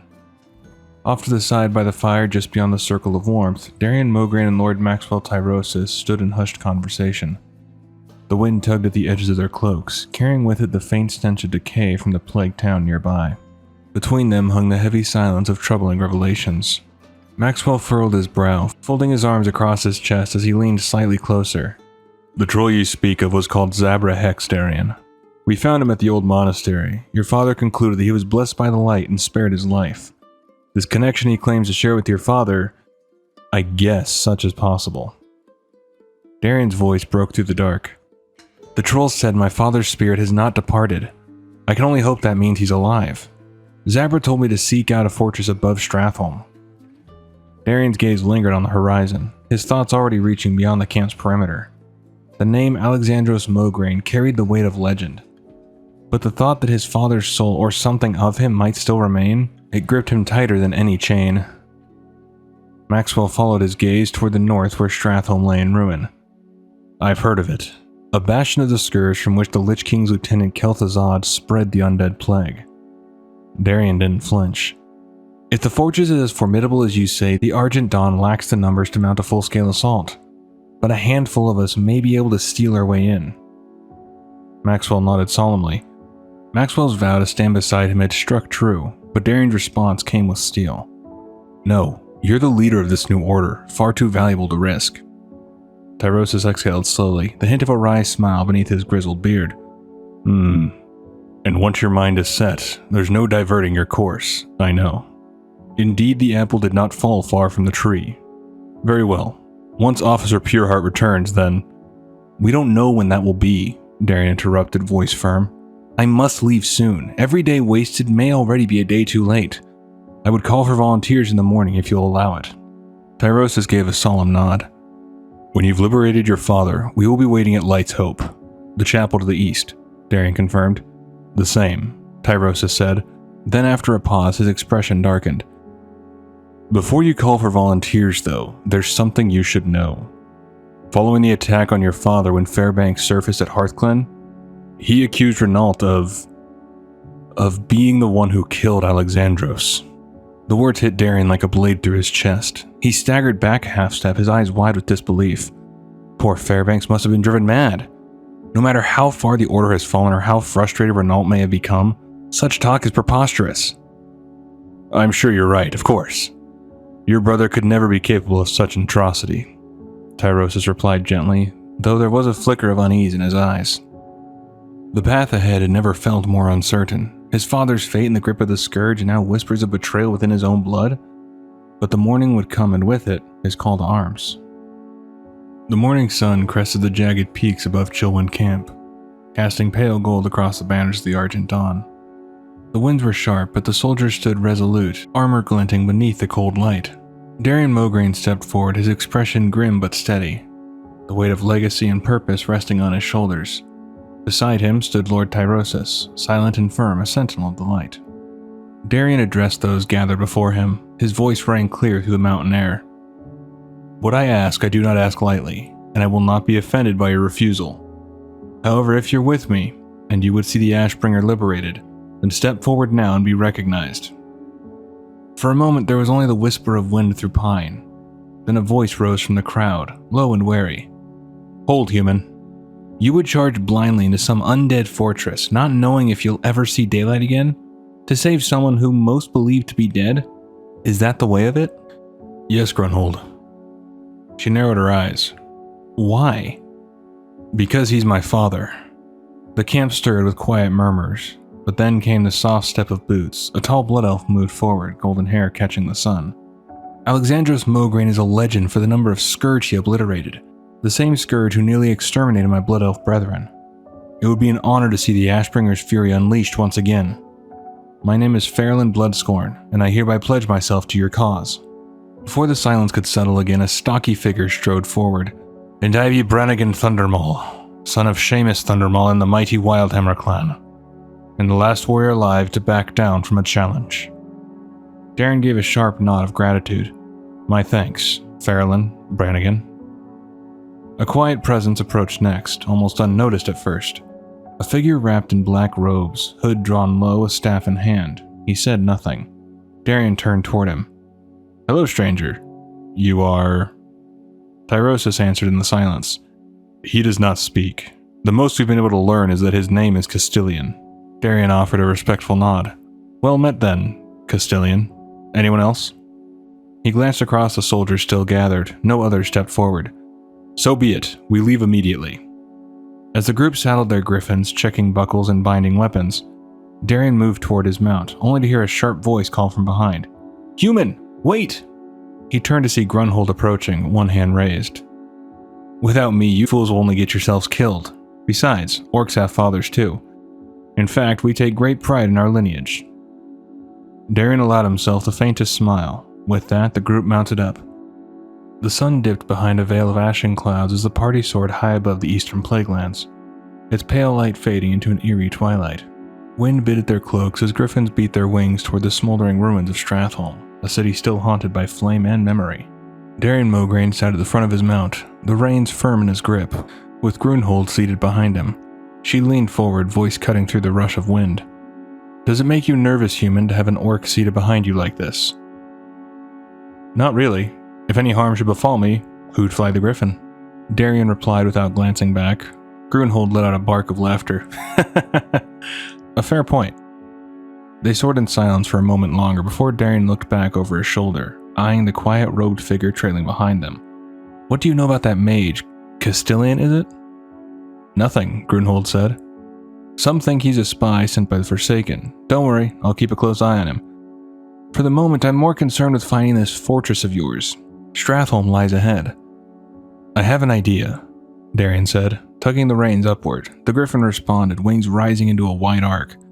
Much like these city's ever-burning fires, these clouds seem never to dissipate. Perhaps it's time to expand our view. Then they saw it, Naxxramas. It hovered above the corrupted horizon like a terrible omen. A vast necropolis of black stone and green glowing runes suspended in the air by dark magic. Jagged obsidian spires stretched upward like the fingers of a corpse clawing at the heavens. Grunhold gave a satisfying grunt. Well done, human. You're smarter than you look. I see no lookouts posted. In front of Dariion, he hears Brannigan yell that it's because they're the only ones crazy enough to even try to get near the place. Their griffins circled the fortress's edge. and there, half shrouded by mist, they spotted narrow slats and vents carved into the outer shell. "That's our way in," Dariion said. One by one, their mounts touched down on the surface of the necropolis. The moment they dismounted, the beast shrieked and took off into the sky. "Well, there go our rides. I sure hope Castilian will be able to teleport us away when the time comes," Brannigan says aloud as he steadies himself on the side of Naxxramas. They approached the vents cautiously. Dariion peered inside. "I'll go first." "No," Grunhold interrupted. "Best to let Castilian go first so he can light the way for them." The hooded mage said nothing but stepped forward. With a simple motion, his staff glowed dimly, casting ghostly light into the vent as he slipped inside. The stench hit them almost immediately, a fetid mix of decay, bile, and something older, fouler. One by one, they crawled through the shaft, metal scraping against metal, until it widened into a chamber just large enough to stand in. Farrellin climbed out of the vent and froze. "Did you hear that?" "Hush noises just outside the light of your staff, Castilian." "I may as well be talking to a mana-worm." Grunhold was pulling Brannigan up into the chamber when Dariion suddenly stiffened. From the dark tunnel behind him came a gurgling, rushing sound. He turned and saw it. A flood of green liquid was barreling toward him, roaring through the corridor like a tidal wave of death. There was no time to react, but thankfully Grunhold was able to bend down and yank him into the room, just as the corrosive sludge roared past, splashing violently before disappearing into a chute beyond. Dariion caught his breath. Around them, the chamber had fallen eerily silent. Then came the sound, skittering, scrambling all around them. Small, veined, pulsing with life. Webs draped across the walls, damp and clinging. The sound grew louder, frenzied, insistent. Castilian raised his staff and unleashed a flare of light. Spiders. Dozens of them, massive, bulbous creatures with gleaming mandibles, crawling from the darkness. And they were no longer alone. Shadows leapt across the walls with every pulse of Castilian's glowing staff. Behind them, chittering claws scraped across the stone. Spiders in pursuit, their grotesque limbs clattering ever closer. Castilian turned mid-stride and flung a burst of arcane flame into the tunnel. The magic ignited with a hiss, incinerating a cluster of legs. But the creatures did not slow. They were relentless. Ahead, a heavy doorway loomed. "Go!" Dariion shouted, motioning the others through. One by one, they dove inside. Brannigan, Farrellin, Castilian, and Grunhold, until Dariion himself reached the threshold. A massive fang caught between the door with a sickening crunch. With a final shove, the door sealed shut, crushing the fang between iron and stone. It snapped off, falling, twitching to the floor. Silence returned, but only for a moment. They had escaped the spiders, but the stifling air ahead promised no safety. The group pressed on down a narrow, lightless corridor. A film of dust and moisture coated the walls. Then came the voice, wet, low, and full of hunger. "Tasty morsels. Which one shall I eat first?" Castilian raised his staff, conjuring light once more. The corridor flooded with pale radiance, and before them stood a nightmare. A towering, terrifying fusion of insectoid bulk and undead corruption. An apex predator reshaped by necromancy into a war machine. Flanking it were two spider-like creatures with strong exoskeletons, multiple scything limbs, and eerily intelligent insectoid faces, equal parts ancient intellect and terrifying predator. The creature at the center hissed with ravenous anticipation. "I've been too long without food, without blood to drink." But the group did not falter. Brannigan stepped forward, the head of his hammer sparking in his grip. "They'll see why they call our weapons storm hammers," he bellowed, hurling the mace with dwarven fury. It struck true, lightning exploded from the weapon's impact, arching down the spine of the massive beast and crackling across the corridor. Castilian lifted both hands, summoning a storm of flame. Fire rained down, scorching exoskeleton and shriveling web. Grunhold roared and charged, her axe singing through the air. She drove it deep into the creature's side, twisting hard before tearing free. Again she struck, and again, until with a final brutal swing, the necrotic titan collapsed, its armored body twitching one last time before falling still. All three of the creatures now lay broken before them. Dariion stood over the bodies, scanning the corridor beyond. The light from Castilian's staff flickered across the bloodied stone. "I suggest we get out while we can," Dariion said. Then they heard it, screams, echoing from deeper within the necropolis, raw, human, and filled with terror. Dariion turned, pointed with his sword, and toward the sound. Without hesitation, the group moved again, toward the cries, toward the unknown. They descended in silence, following the screams deeper into the necropolis until they emerged onto a high balcony. From there, the room opened wide and terrible beneath them. Below, a massive platform jutted from the far wall of the chamber like a stage built for horror. Around it, the rest of the floor had collapsed into a festering pool of plague-ridden liquid, swirling and steaming beneath a lattice of narrow walkways and crooked metal platforms. And there, looming on that raised ledge, half-lit by sickly green glow, stood the abomination. The creature towered above the chamber floor, stitched together from corpses, cables, and vile magic. They stared at the abomination in stunned silence. Even from above, it made them feel like ants, insignificant before the horror of what had been made here. The screams they had heard, they were coming from that thing. Its frame shifted slightly with each breath, unnatural and mechanical. It wasn't in motion, yet, but the very stillness of it made the skin crawl. Not merely a construct, a walking crime against life itself. Grotesque, tragic, and terrifying. Brannigan stepped toward the edge of the railing, brow furrowed. What do you think this place is? Dariion's voice was quiet but firm. It must be where they put together those things, the abominations. But I've never seen one like that. Is it? Grunhold began, narrowing her eyes. Hard to tell. It is not moving, Farrelyn replied, voice steady but wary. They debated whether to confront it or move on. With Alexandros still somewhere within this cursed place, their best chance seemed to be evasion. But fate did not grant them that mercy. Farrelyn turned to speak, then froze. Behind them, emerging from the shadows, was something even worse. A cruel blend of flesh, alchemy, and undeath. The creature lumbered forward with twisted purpose, a giant needle extended from its right arm, feeding glowing liquid from tubes coming out from his body. Its left hand was a grotesque metal gauntlet, as large as Farrelyn's torso. Before he could shout a warning, the thing was upon them. Grunhold, Dariion, and Castilian were thrown to the lower level in a thunderous blast of force. Farrelyn and Brannigan remained above, face to face with the monstrosity. It struck fast. The creature drove its right hand into Farrelyn, pinning him against the wall and plunging the syringe into his gut. A flood of sickly fluid surged into the Blood Elf's body. Liquid death rushed in, and Farrelyn's body was a blazing furnace. Searing pain lanced every nerve, and the Blood Elf's eyes felt as if they might explode. Farrelyn sagged, trembling, breath shallow, but he refused to die silently. The creature ripped the syringe out, and turning away from him, used its massive metal hand to pin Brannigan to the wall, locking him in place like an insect in a cruel display. Through pure will, Farrelyn raised his blade and slashed out at the monster's leg, biting into the twisted muscle and spilling a stream of glowing green fluid onto the floor. The creature let out a mechanical screech, furious.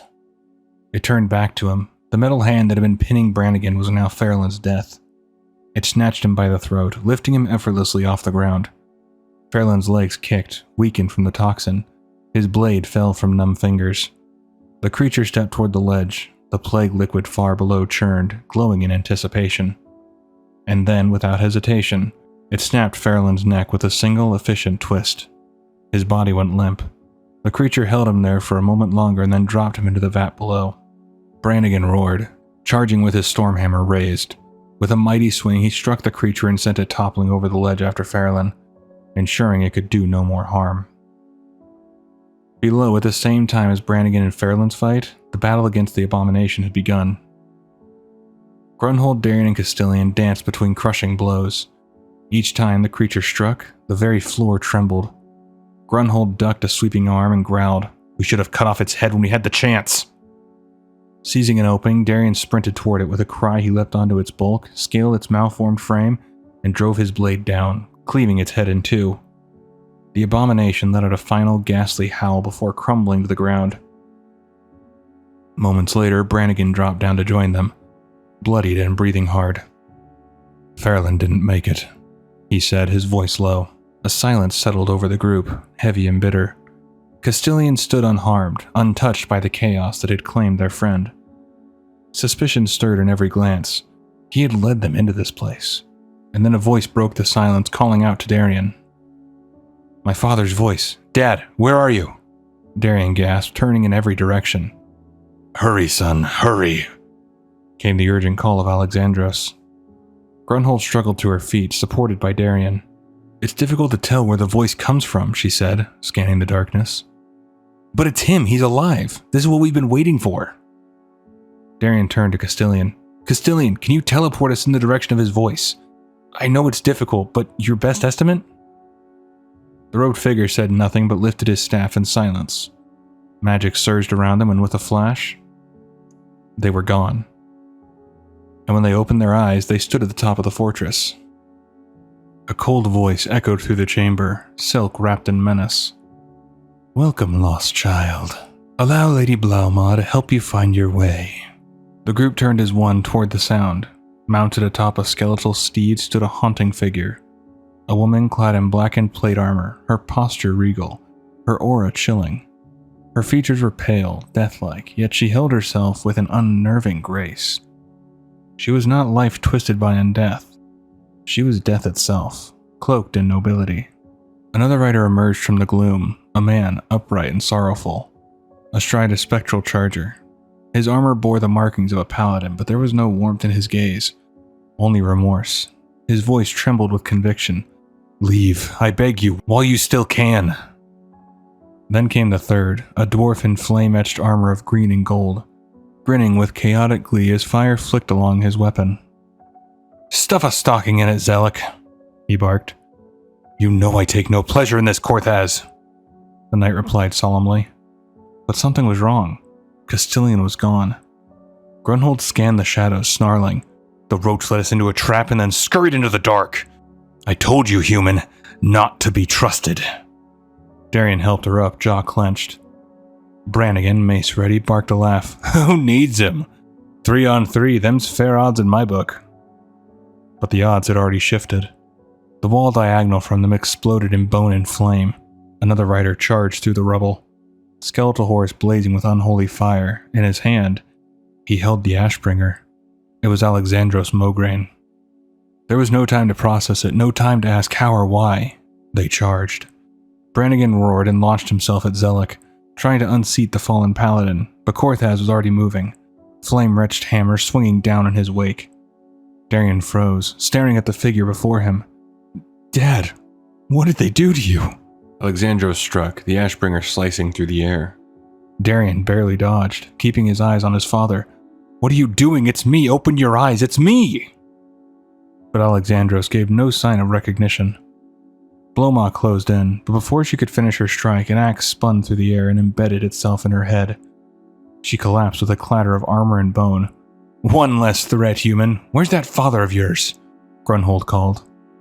She got her answer too soon. A blade drove through her back, lifting her from the ground and pinning her down in place. Look no further, Greenskin. And just like that, she was gone. Brannigan and Korthaz clashed, neither able to gain ground. Steel rang against flame, and both combatants gave as good as they took. Dariion's voice cracked as he pleaded. Dad, why are you doing this? This isn't you! You're a vessel of the light. Alexandros raised the corrupted blade, eyes dim with shadow. Light, dark, 2 sides of the same coin. I was righteous once, but now? Now, boy, that worm has turned. This is insane. You have to wake up. Don't do this. It's me. Can't you see that? It's your son. Dariion cried, parrying the Ashbringer's burning edge. I am no longer what I once was. I am the shadow now. I am the void. Dariion held the blade back with all his strength, his voice hoarse. Come to your senses. I'm here to help you. Help? Why? Alexandros growled. Because I love you. Alexandros hesitated just for a moment, then pushed harder. Love is a fairy tale. I feel nothing. He shoved Dariion back, advancing again. Far off, Brannigan rallied, knocking Korthaz toward the edge. Hang on, Dariion, hang on. I'll be there with you as soon as I... Before he could finish, a strike from Zelek sent Brannigan sprawling. Forgive me, brother, this is not my choice, but you must die. The Master commands it! The dwarf fell to his death. Alexandros stepped forward, blade ready, eyes locked on his son. You should have died a long time ago. In the stream outside our house. I'm going to finish what fate started the day you were born. And when Master Kel'Thuzad returns, he will feast on your... A pulse of frost erupted. Alexandros was encased in ice. Castilian! Dariion gasped, seeing the mage emerge behind his father. But the relief was short-lived. Korthaz appeared from behind and brought a skeletal fist down on Castilian's head. That'll do with the parlor tricks, magic man. Dariion reached for his sword, eyes darting between Korthaz and his frozen father. Then the ice cracked, freed by the flame wielder's power. Alexandros stepped forward once more. Now you will serve the Master for eternity. Darion's instincts took over. As the corrupted Ashbringer rose, Dariion struck first. He drove his blade into his father's neck, blood welled as the weapon clattered from Alexandros' grasp. He fell to his knees. No. Dariion whispered, catching him, trying to hold him, as if he could hold back what had just happened. Korthaz charged, but Dariion would not fall. With a cry, he snatched up the Ashbringer and brought it down in a brilliant arc, cleaving the dwarf in two. The room fell quiet. Dariion knelt beside his father's body, the blade glowing faintly. Too late. I was too late. Nearby, Zelix stood trembling. When will it be over? When will I be released? How many more must I kill? Another voice, familiar, rang out. Run! Dariion looked at the Ashbringer in shock. Dad? But how? Doorway, behind you, now! Dariion didn't hesitate. He grabbed the Ashbringer and sprinted toward the path his father's spirit had shown him. His despair twisted into something new. Hope. Hope that his father's soul had not been lost. Hope that Alexandros Mograine could yet be saved. The next chamber shimmered with portals. In one, he saw thousands of undead. Northrend, perhaps. His father's voice again. Straight across. Hurry. Dariion ran. And when he emerged, the plague land stretched before him once more. Renault. Take me to Renault, his father said. Renault was no longer a commander draped in red and gold. He was a child again, bare knees pressed to the wooden floor, shards of something broken clutched in his trembling hands. Across the room, a figure stood at the tall window, where sunlight streamed through the glass in golden rays, catching the dust in the air like motes suspended in time. She was staring at him, hands at her hips. Her silhouette was framed by the sun, the warmth of day unable to soften the chill in her voice. You've done a very, very bad thing, Renault. He looked down confused, his breath shallow. But it's just water, Mom. No, son, it isn't. The warmth drained from the room. Renault blinked and stared at his hands again. The sunlight still poured in, but now it revealed something far worse. His palms were slick, coated in dark crimson. The shards he clutched no longer looked harmless. Horror gripped him, the blood shimmered in the golden light. You've done a very, very bad thing, and you will be punished. Her voice shattered the stillness like glass. Enough! Renault bolted upright in his bed, heart pounding in his chest. The rising light of day still spilling through the window, just like in his dream. He pushed himself up, throwing the sheets aside, and stormed out of his quarters.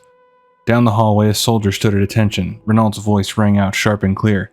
You! Ready my horse immediately! Yes, Lord! The man replied, quickly sprinting off toward the stables to prepare the Scarlet Commander's steed. Renault lingered for a breath in the doorway, the final rays of sunlight washing over his face. But there was no warmth in them now, only memory, only blood. Brill was quiet in the late afternoon light, the wind whispering through tall grass and trees that swayed gently above the abandoned homestead. Time had touched the place, but not with rot, only stillness. The Mograine home stood empty, its walls weathered but upright. The windows like hollow eyes staring into the past. Birds chirped somewhere in the orchard and flowers bloomed in defiance of the sorrow that lingered in the soil. Renault Mograine stood alone in the yard, the head of his sledgehammer resting at his side. Before him, at the foot of a graceful tree, was a gravestone, clean, upright, and untouched by overgrowth. The name engraved upon it was sharp and unmistakable. his mother. He turned his back to it. "I want the nightmares to stop," he said, voice tight with fury and something deeper beneath. Grief, perhaps, or guilt? "There was a time, perhaps, when I needed you to understand. But that time has passed. I don't need you anymore. I don't need anyone. I'm a man now." With a roar, he swung the hammer. The steel came crashing down on the headstone with explosive force, shattering it into jagged fragments that scattered across the grass. The sound echoed through the homestead like a thunderclap. Footsteps approached. A soldier, young, uncertain, had seen the act but hesitated. Then stepping forward, he called out, "Sir, are you okay? I heard..." Renault turned, eyes smoldering like live coals. "Grab torches and burn it. Burn everything." The soldier froze and then nodded and turned to obey. Flames began to rise soon after, licking at the house's frame, curling through windows, devouring curtains and broken memories. The garden's brightness faded in the glow of rising firelight. Smoke curled in the air, thick with the scent of ash and old wood. Renault walked away slowly, his right hand gripping the sledgehammer just beneath the head, the heavy weapon angled down toward the ground. He didn't look back as the home of his childhood was consumed behind him. "Goodbye, mother," he muttered and headed back with the soldiers to the Scarlet Monastery. The halls of the Scarlet Monastery were restless. Lady Whitemane moved with purpose through the war-lit corridors. She entered the chapel chamber where Renault Mograine stood at the altar, his hands clasped behind his back, staring into the flicker of candlelight. "Our informants report a large-scale scourge offensive is imminent," she said without ceremony. Renault turned slightly, his voice sharp. "And what of the prisoners, Inquisitor Whitemane? What have they to say?" Her tone was measured but urgent. "Information extracted from them corroborates the informant's claims. They agree on the target as well, Hearthglen." Renault's jaw clenched at the name. "The Forsaken are not an immediate threat. Round up a squad of our best soldiers, milady, and speed your way to Hearthglen." He turned and began to walk away. "It will be done, Lord," she replied, already moving to carry out his order. High above the monastery, hidden beneath the shadow of the hills, Dariion Mograine watched. Troops poured out of the monastery below, led by a woman in crimson and steel. Their banners bore the familiar insignia of the Scarlet Crusade, fluttering like bloodied ghosts in the wind. He stood silent, gripping the hilt of the Ashbringer. "I still don't understand why you brought me here. Will Renault know what to do? Can he help you?" Dariion asked aloud, uncertain. From beside him, the ever-present whisper of his father's voice replied, "Help. Yes." Once the soldiers had vanished into the distance, Dariion descended from the ridge and approached the monastery's heavy doors. Inside, the great hall was quiet, emptied of its ranks. 2 guards eyed him suspiciously but made no move to stop him as he entered. His steps were swift, his grip tight on the sword at his side. He found Renault in the sanctum just past the inner chapel. "Renault, I have an urgent matter to..." Renault spun around at the sound of his voice, his expression twisting into rage. You are not welcome here, traitor. How dare you show your face after siding with that crackpot Tyrosus? The Scarlet Crusade is the only true force for good on Azeroth. What could you hope to mean by... Renault, listen to me. I've come to talk about father, Dariion interrupted, desperation rising in his voice. But Renault's eyes had locked onto the blade. "The sword. Why did you bring that here? What are you trying to do to me?" "What are you talking about?" Dariion asked, startled. "We're family." In a flash, Renault's fist lashed out, cracking against Dariion's jaw. He stumbled to the floor.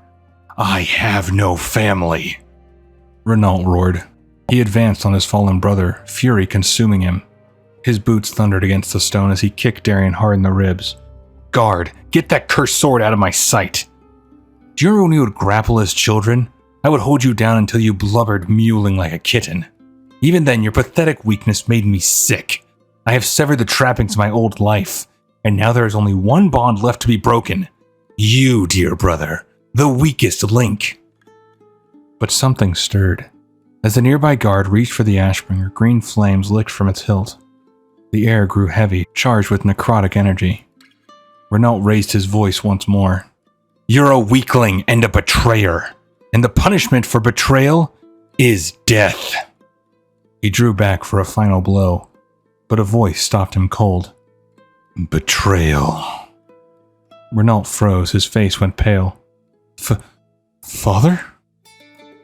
The flames surged into form, coalescing into the armored silhouette of Alexandros Mograine, clad in his Death Knight's plate, green fire roaring around him. You know a great deal about betrayal, son. Renault stumbled backward. It can't be. Forgive me, father, I beg you. Alexandros stepped forward unflinching, his sword rose, and with a single swing, he severed Renault's head from his body. You are forgiven. The body fell. Silence rang in the aftermath like a bell tolling for the dead. Dariion stared, stunned, trembling on the floor. Alexandros looked to him. Don't look at me, boy. Then, like smoke caught in the wind, Alexandros vanished into the Ashbringer's glow. Dariion remained on his knees, the world spinning. He covered his face with his hands, grief overtaking him. Dad, what has become of you? What have you become? The flicker of hope that had stirred in his chest was extinguished once more, cast back into shadow. Hearthglen stood on the brink of ruin. The city's walls, once proud and defiant, now trembled under the weight of the scourge. Fires burned unchecked, smoke drifted through the air like the breath of death itself. Screams echoed down stone corridors, drowned beneath the ceaseless growls and hisses of the undead. From atop a battered watchtower, a lone guard, bloodied but not broken, shouted into the chaos below. General Abendis, Lady Abendis, prepare for another surge. The order cut through the pandemonium like a blade. Scarlet Crusade soldiers rallied where they could, forming desperate shield walls and makeshift choke points. But no matter how many of the dead they struck down, more poured in. Endless, merciless, a tide of rot. Farther down the southern flank, Grandmaster Satan held the line. His voice rang with authority, rallying his men through sheer presence alone. Blades flashed, arrows flew, bones cracked under hammer and shield. Yet the storm would not yield. Then came the abomination, a grotesque mountain of flesh and bone, stitched together with cruelty and dark will. It surged forward with terrifying speed, smashing through the Crusade's defenses like parchment. Satan turned just in time to catch the brunt of its charge. His body launched through the air, crashing violently into the side of an old barn. Wood splintered, dust rose, silence followed. But the Grand Crusader was not alarmed. Half buried in debris, he slowly pushed himself to one knee. The firelight flickered strangely against his face, revealing a faint, sinister glow. His right eye shimmered, purple, unnatural, burning with restrained power. As the abomination lumbered forward, uncertain but driven, Satan's voice emerged, deeper now, colder. Come, closer, you witless oaf, and bear witness to the shedding of this pathetic mortal husk. Fleeting are the moments these days in which I may truly be myself. His form began to shift. What had once been man unraveled, coils of flesh giving way to shadow, armor falling like the shell of a discarded disguise. His hand reached out, graceful and inhuman, resting beneath the abomination's chin. The creature faltered, confusion, then fear. That I may rend flesh, shed blood, and shiver bone. Not as the fallible mortal Dothrahand, but as the undaunted and redoubtable Nathrazim Balnazar, cheater of death, master of mortal pawns and bane of you rotting dead. And in that instant, the truth was made flesh. Balnazar, dreadlord of the Burning Legion, stood revealed. With a roar and a surge of terrible strength, he seized the massive construct by the throat, lifting it from the ground as though it weighed nothing. A flash of motion, and then the earth shook. The abomination slammed into the dirt with enough force to shatter stone, its twisted life snuffed out in an instant. The fight was over, yet Balnazar staggered slightly. The damage from the initial blow lingered beneath the illusion of strength. He turned from the corpse, tendrils of smoke rising from his wounds, the battlefield still howling for blood. The battle had reached a fevered pitch. Within the battered courtyard of the bastion, Bridget Abendis turned toward the mages stationed above her on a tower, her voice cutting through the chaos like a blade. Asilian, Doan, can you do anything to hold them back? We're doing everything we can. came the reply, sharp, strained, and nearly drowned out by the sound of clashing steel and crumbling stone. The scourge had breached the outer defenses. Now, like a flood loosed from a shattered dam, they poured over the walls with no end in sight. Her blade slick with gore, her mind already calculating their next fallback point. She didn't see the shadow moving behind her, swift, silent, death given form. But her father did. General Abendis' voice rang out, not in command, but in desperation. "Bridget!" he shouted, already moving before the words left his mouth. He surged forward, closing the distance in a heartbeat. There was no time. The undead blade found its mark. It plunged deep into the general's chest, just as he shoved his daughter aside. The breath left him in a ragged gasp as blood bloomed through the armor. "No!" Bridget caught him as he fell, her voice a raw edge of panic. Talon raced toward them, cutting down the scourge assailant with a cry of fury. But it was too late. The damage had been done. The general's grip weakened in his daughter's hands. His eyes, once burning with command, began to dim. Blood stained her gauntlets as she held him, helpless to stop the life ebbing from his body. In the heart of a crumbling bastion, surrounded by the dead and the dying, Bridget Abendis lost her father. Not to age nor illness, but to the very darkness they had sworn to eradicate. Time was running out. The scourge had breached Hearthglen's outer walls, and the defenders were spread thin, barely managing to hold the line amid the chaos. Every second mattered now, every decision, every spell, every swing of a blade. High above the battlefield, Asilian stood amidst a swirl of screams and steel, his gaze darting toward Doan, who remained still amidst the storm. Frustration boiled over. "Come to your senses and join the fight, for pity's sake!" But Doan merely adjusted his grip on his staff and smirked, unbothered by the chaos around him. "Patience, Asilian. Experience has taught me to conserve my energy for when it is needed most. It is no small feat, after all, to call forth a blizzard from cloudless skies." As he finished the words, the temperature dropped in an instant. Frost crackled in the air, then a surge of icy power tore through the battlefield. Wind came from nowhere, snow and shards of ice blanketed the street. Undead shrieked and vanished beneath collapsing stone. Dagger-like chunks of hail hammered down from above, piercing rotted flesh, while others were frozen solid mid-lunge, locked forever in their final motion. Elsewhere in the city, the cold was not what haunted the living. A lone Scarlet soldier, battered and breathless, stumbled into a quiet courtyard, only to pause, sensing something behind him. A violet mist curled through the air like smoke from a cursed altar. He turned. Grand Crusader Satan stood there, barely upright, his armor bloodied, one arm clutched against his ribs. "Can you heal?" the soldier asked, hesitant but helpful. Satan tilted his head and gave a slow, sly smile. "Yes, I can. One way or another." Before the soldier could speak, the Dreadlord's hand rose, energy surged, dark, hungry, and the man gasped as his life was pulled from his body. In seconds, he crumpled to the ground, a lifeless husk. Satan stood tall once more, his wounds closing, strength renewed. To the north, horns rang out as a brilliant light streaked across the battlefield. Troops raised their eyes to see High Inquisitor Whitemane striding forward at the head of a fresh wave of Scarlet reinforcements. With radiant fury she advanced, planting her staff into the earth. "It seems we arrived none too soon. Let this be a lesson to all Scourge. The Scarlet Crusade will not be taken easily." A shockwave of holy energy surged from her, shattering bone, searing rot, and cleansing the path ahead. The Scourge writhed and burned beneath the divine onslaught, clearing the way for the remaining defenders to regroup. As the smoke began to settle, the surviving soldiers gathered, looking to Whitemane for direction, until a familiar shape emerged from the haze. Grand Crusader Satan, untouched, stepped forward. "You expected otherwise?" he asked, eyes gleaming. "Well, no, a soldier began, but Satan cut him off coldly. "Tell High General Abendis I want an immediate assessment of casualties." At that moment, Talon came sprinting into view, breathless and grim.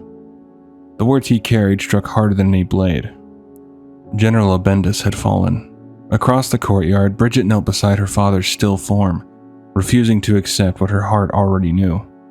Her fingers clutched his armor, bloodied and cooling. "Stupid old man.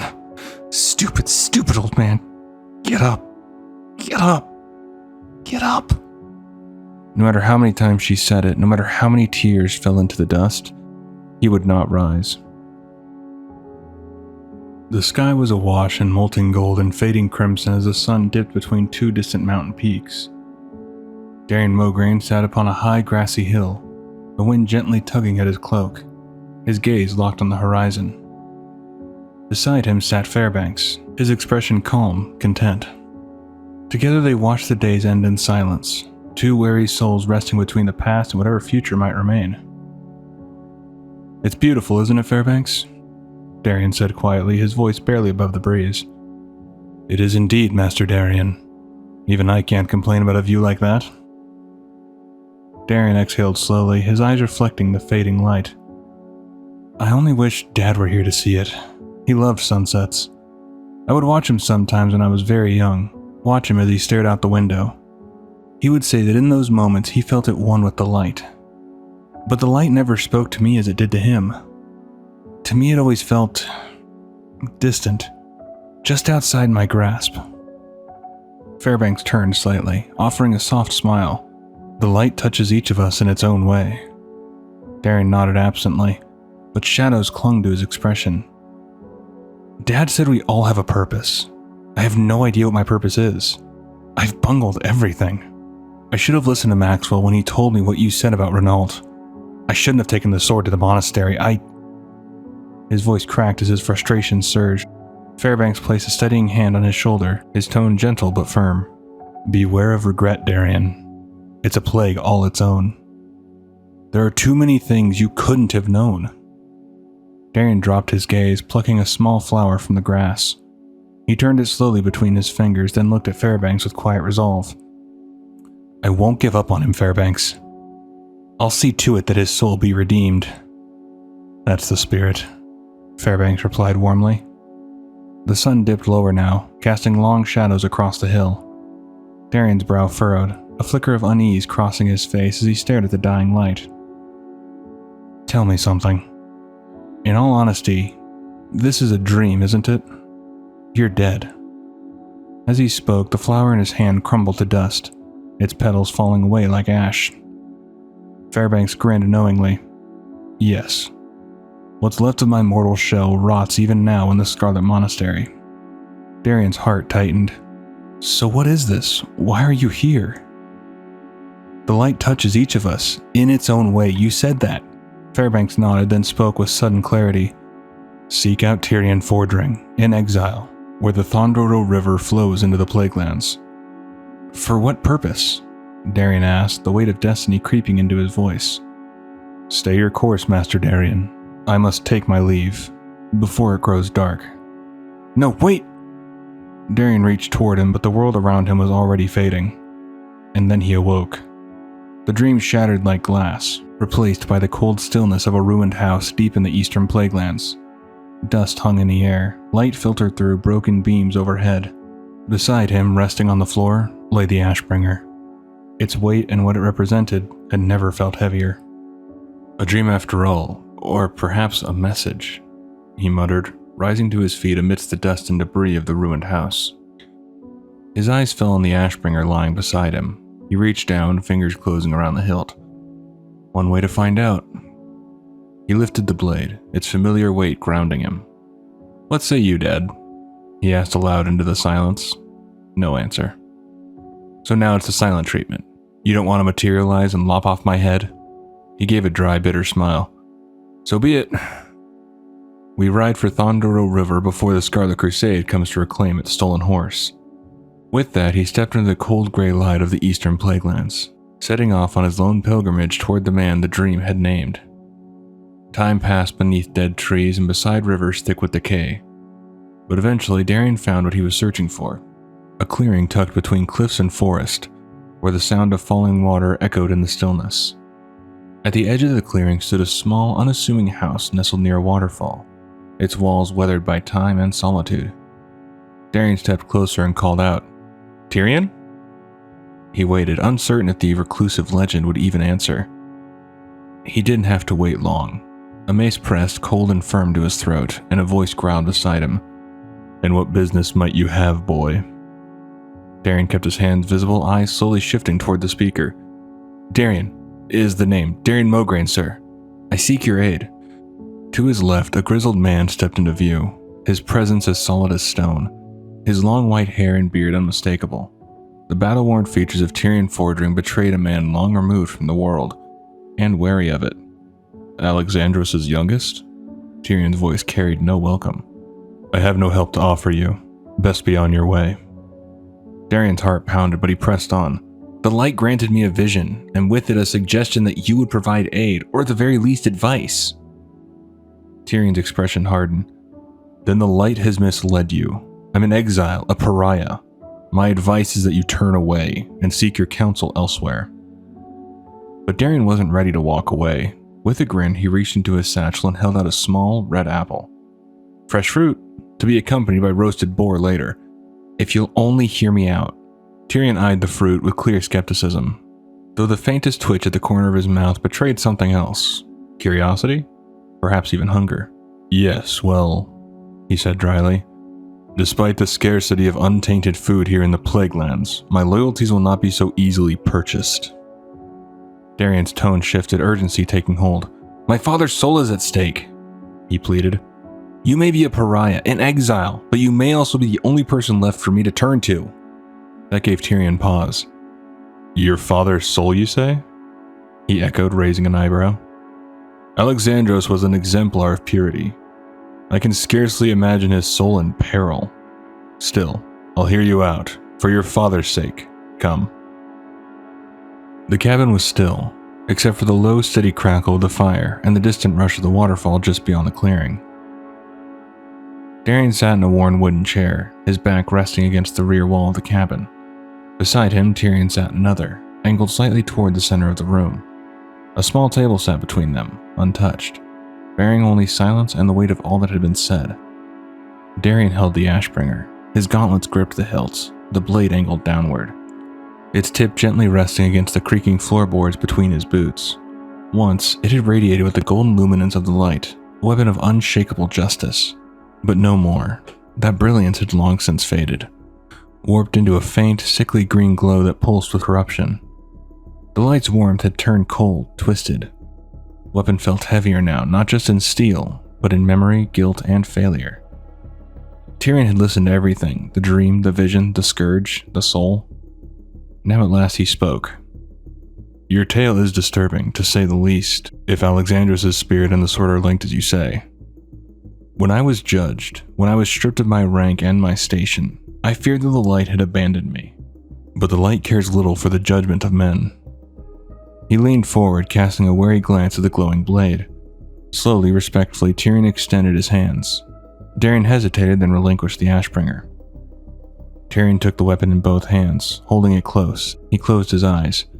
By the grace of the light, let me see what others cannot. He remained still for several long moments. The silence between them broke only by the fire's quiet hiss. But no peace came to him, no revelation, only a tightening of his brow and a hardening of his jaw. With a frustrated grunt, Tirion abruptly rose from his chair and drove the Ashbringer down into the wooden floor with a harsh thud. The sword is corrupted, and there is a soul trapped within. If it is truly that of Alexandros, I fear there is nothing left of him. Darion's breath caught. Meaning? Meaning your father's spirit is forfeit, boy. You've done all you can, best now to let it go. The words were a hammer to his chest, but Dariion refused to yield to them. Dariion pleaded with him, but Tirion ignored the plea and said, That tabard you wear, it is not that of the Scarlet Crusade. What is it? A new order, Dariion answered, steady despite the pain. The Argent Dawn, a brotherhood that believes in the equality of all, dedicated to scouring evil from the world. Poor fool. Dariion turned toward him sharply. Have you become so embittered? My father believed in you and others cursed your name. Will you turn your back on me now, as you've turned your back on Talon? The words landed like a slap. Tyrion's jaw tightened, his voice rising with sudden fury. Snot-nosed whelp. Do not speak to me as if you know the truth. You know nothing. You're right, I know nothing. Talon never speaks of it. All I've heard are rumors. If you refuse to help, the least you can do is tell me. Tell me why you were branded a traitor. Tirion began his tale, voice low and steady. I found the tracks while hunting. Orc tracks. Mind you, back then the orcs were our sworn enemies. Evil monsters, or so we thought. Dariion said nothing, just listened. The tracks led me to a crumbling tower, and there I discovered an orc, no longer in the prime of his youth, but an orc just the same. We fought, and to my surprise, I found our skills to be evenly matched. Our battle brought the tower down around us, and darkness closed in. I awoke later in my own bed. In time, I learned that the orc pulled me from the rubble, tied me to my saddle. My trusted steed Mirador had carried me home. The waterfall continued its endless descent behind them, unbothered by the weight of confession. I returned to speak with the orc. I learned his name, Eitrig, and I learned that this greenskin, whose kind I had grown to hate, valued honor as much as I. He only wished to be left alone. I swore a solemn oath to honor that wish. But fate conspired against us. Lord Commander Dothrahan learned of Eitrig and ordered me to lead him and a party of soldiers to the orc's hiding place. Eitrig fought but was still arrested. I tried to intervene, but too late. The damage was done. I was tried for treason. Still, I refused to renounce my oath to Eitrig. I was labeled a traitor and excommunicated. Eitrig was to be executed in Stratholme, but before he could be hanged, I acted, saving his life as he had saved mine. Soon after, the war chief of the Horde, Thrall, arrived and spirited Eitrig away. That was the last I saw of him. It was a matter of honor. A man has nothing if he has not honor. Of course, Uther, Dothrahan, and the others did not see it that way. Despite my outcast status, I've kept watch through the years. The day Talon was knighted, I snuck into the ceremony. I was so proud of him. Darion's gaze didn't lift. But now he casts his lot with the Scarlet Crusade. A corrupt travesty that's as much a blight upon the land as the plague itself. Talon isn't like the others. If I had to guess, I'd say that maybe he's lost his way. I understand what he's going through. I know what it's like to lose a father. Thank you for sharing your tale, Brother Tyrion. I realize now that you were faced with an impossible choice, and you made the only decision you could, just as I've made mine. I must set off to meet the others at Light's Hope and continue my quest. Dariion stood slowly, stretching his back and brushing grit from his gauntlets. An act of love, Tyrion said suddenly. Dariion turned his head, puzzled. What? I've been giving it careful consideration. I believe that only an act of love greater than the act of evil that corrupted the sword will be powerful enough to free your father's soul. But be warned, such an act is often the ultimate test of faith. His tone was quieter now, reflective, uncertain whether he should have spoken at all. Thank you for the knowledge. You should join us at Light's Hope. You could inspire others. The Argent Dawn needs men like you. The two men walked back to where Dariion had hitched up his horse at the edge of the cabin, where grass had begun to reclaim the worn path. Tyrion stopped just short of it while Dariion mounted up. I've seen everything that was good in my life wither on the vine. And all for what? No, I do not care to be involved, Tyrion says, frustration in his voice. Dariion nodded once, solemn but undeterred. He guided the reins, turning the horse to face the forest trail. You were a vessel of the light once. Faith, wisdom, valor, honor. These ideals meant something to you. You can be that man again. Be a paladin. Be an inspiration. Be a force. Be a hero. With that, he rode off into the trees, the waterfall mist trailing behind him like memory on the wind. Tyrion stood where he was, just beside the cabin where Dariion had left him, and said nothing. He watched the path until it emptied of hoofbeats and presence. The words lingered in the morning air, and he stood there still. Back at Hearthglen, 3 candles burned low in the dim chamber, their flames casting soft flickering halos across the walls. Talon Fordring knelt before them, clad in full armor, the steel of his gauntlets resting heavily against his knees. Beside him stood his bed, undisturbed.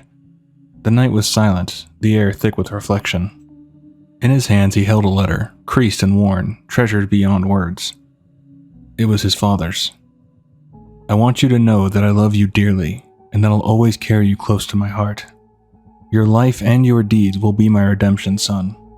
You are my pride and my hope. Be a good man. Be a hero. Goodbye. The last word always landed the hardest. Talon's gaze lingered on the parchment, the candlelight shimmering faintly off the edges of his pauldrons. From the doorway, a voice entered softly, measured. Your father's letter. I'd heard you still carry it with you. Talon turned slightly, but remained kneeling. Grand Crusader Satan stood just inside the room, his posture upright, his presence deliberate. He didn't move closer, only observed. We've never spoken of Tyrion's trial. I was there, of course, when judgment was passed. I was more shocked than anyone when he refused to atone. When he refused the mercy of the court, Satan said, his tone neither cruel nor kind, just resolved. It felt like he was betraying us all over again. As painful as it is to say, your father deserved to be exiled.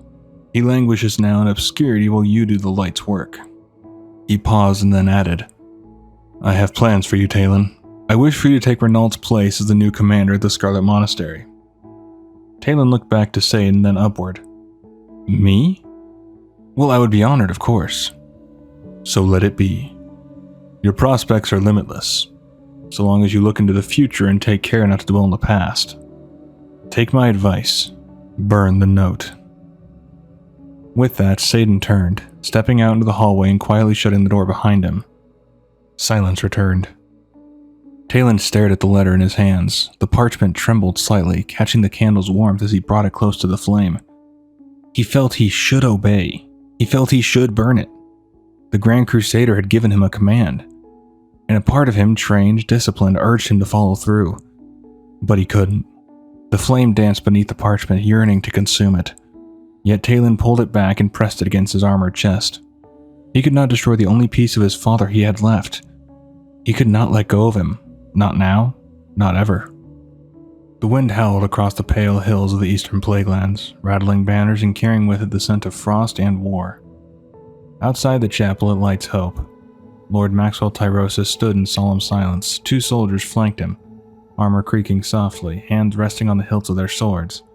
Their eyes swept the tree line ahead, but it was the feel of the ground beneath them, the stillness before the storm, that told them all they needed to know. Then came the thunder of hooves. A lone rider burst into view, galloping hard down the western path. His horse skidded to a stop before them. Frothing and panicking, the rider breathed hard. The Scourge! They're coming this way. Fast. Maxwell stepped forward, his voice calm but firm. How many? The soldier's gaze faltered, staring somewhere far beyond. They were as blades of grass in a field. Silence fell over the group. Another soldier leaned in, lowering his voice to Tyrosus' ear. It's not too late for you and the others to save your skin, sir. There's still time to make tracks. Maxwell didn't blink, his eyes remained fixed westward. You've guarded the secret of Light's Hope well, Brother Briggs, but it appears to be a secret no longer. It's up to all of us now to protect what lies beneath. He stepped forward, voice rising like a battle banner catching the wind. Knights, soldiers, Templar, gather round. You've all been told what is at stake. Should any of you wish to depart, now is the time. He paused, scanning their faces, blood elves, humans, dwarves, night elves, even former enemies now standing shoulder to shoulder. Maxwell nodded, pride burning in his chest. No one? Stand with me then, brothers and sisters, and together, Horde, Alliance, Night Elf, Blood Elf, we shall win the day. For each of you possess that which our enemy does not, the fervently beating heart of a warrior. A resounding cheer rose up from the defenders, shaking the air like thunder. Then a familiar voice rang out above the clamor. You've prepared quite the welcome for me, Brother Maxwell. Maxwell turned, face lighting with joy. Dariion, light be praised, you're safe. Dariion approached on horseback, his armor dulled by war and dust, the Ashbringer slung across his back, its corrupted glow faint and sickly green. As he neared, he dismounted with a fluid motion. Maxwell stepped forward, his expression shifting. What of Alexandros? Is he... Dead. He's dead. His corrupted soul trapped now within the Ashbringer. Maxwell furrowed his brow, confused. Dead? Trapped? I'm not sure I fully understand. What of Grunhold and the others? I alone survived. It is my hope that they didn't die for nothing, that my father's soul may yet be redeemed. Maxwell's hand rested briefly on Darion's shoulder, firm, solemn. The two began walking toward the chapel, Maxwell taking the lead as Dariion walked beside him, leading his horse by the reins. You've come to the right place, provided we can protect it from the Scourge. Even now they array themselves against us. Dariion glanced toward the distant hills. But why? What does the Scourge want from some tiny chapel in the middle of nowhere? It's precisely the chapel's remote location that made it the perfect choice. For what? Dariion asked. Maxwell nodded forward. Dariion hitched his horse near the outer wall. Together they entered the chapel, quiet, candlelit, and heavy with a sacred weight. Behind the altar, Maxwell revealed a narrow stone staircase. Without hesitation, he led Dariion down into the dark beneath Light's Hope. I was among a very select few chosen for a secret task. After Arthas killed his father, our beloved king, and the Scourge rampaged through Lordaeron and Capital City, it was decided that our honored dead must not be left behind, abandoned only to later bolster the ranks of the Lich King's army. Their boots echoed against cold stone as they reached the bottom. Maxwell lit a torch and touched it to a basement of accelerant. Flames leapt forward, racing down the long corridor, illuminating a vast underground chamber. A hall lined with towering arches stretched ahead, the floor flanked by stone coffins. And so we took the bodies out of the cemeteries and the catacombs. Bodies of warriors, priests, paladins, champions of battles long past. And we transported them here, to this small, out-of-the-way chapel, where we interned them once more in sacred ground. 1,000 of the bravest souls to walk the earth. Yet should they fall into the hands of the Scourge, they would be raised into the Lich King's service, Dariion said. Yes, cogs in an unstoppable machine of destruction. Darion's voice grew firm. I see now why so many wait outside ready to fight. It'll be my honor to take my place among you. That night, Dariion lay in the upper barracks. Visions churned in his mind, drowning in black water, sinking deeper and deeper into lightless depths. He reached for something, someone. Even in that void, he saw his father, drifting, fading, slipping beyond reach. Dariion gasped awake, heart pounding. Morning came, cold and gray. Outside, soldiers stood at the ready, paladins in polished plate, warriors gripping spears, bows, and blades. The rising sun did little to cut through the fog. Then came the call from the outer perimeter. To arms! To arms! The hour is upon us! And the battle for Light's Hope was about to begin. They advanced without pause, an army of the dead, tireless and unrelenting, sweeping across the land like a pestilence. They required no sleep, no food, and they had no mercy. Only purpose. Each clattering footstep, each rattling groan, carried them relentlessly toward their long-sought prize.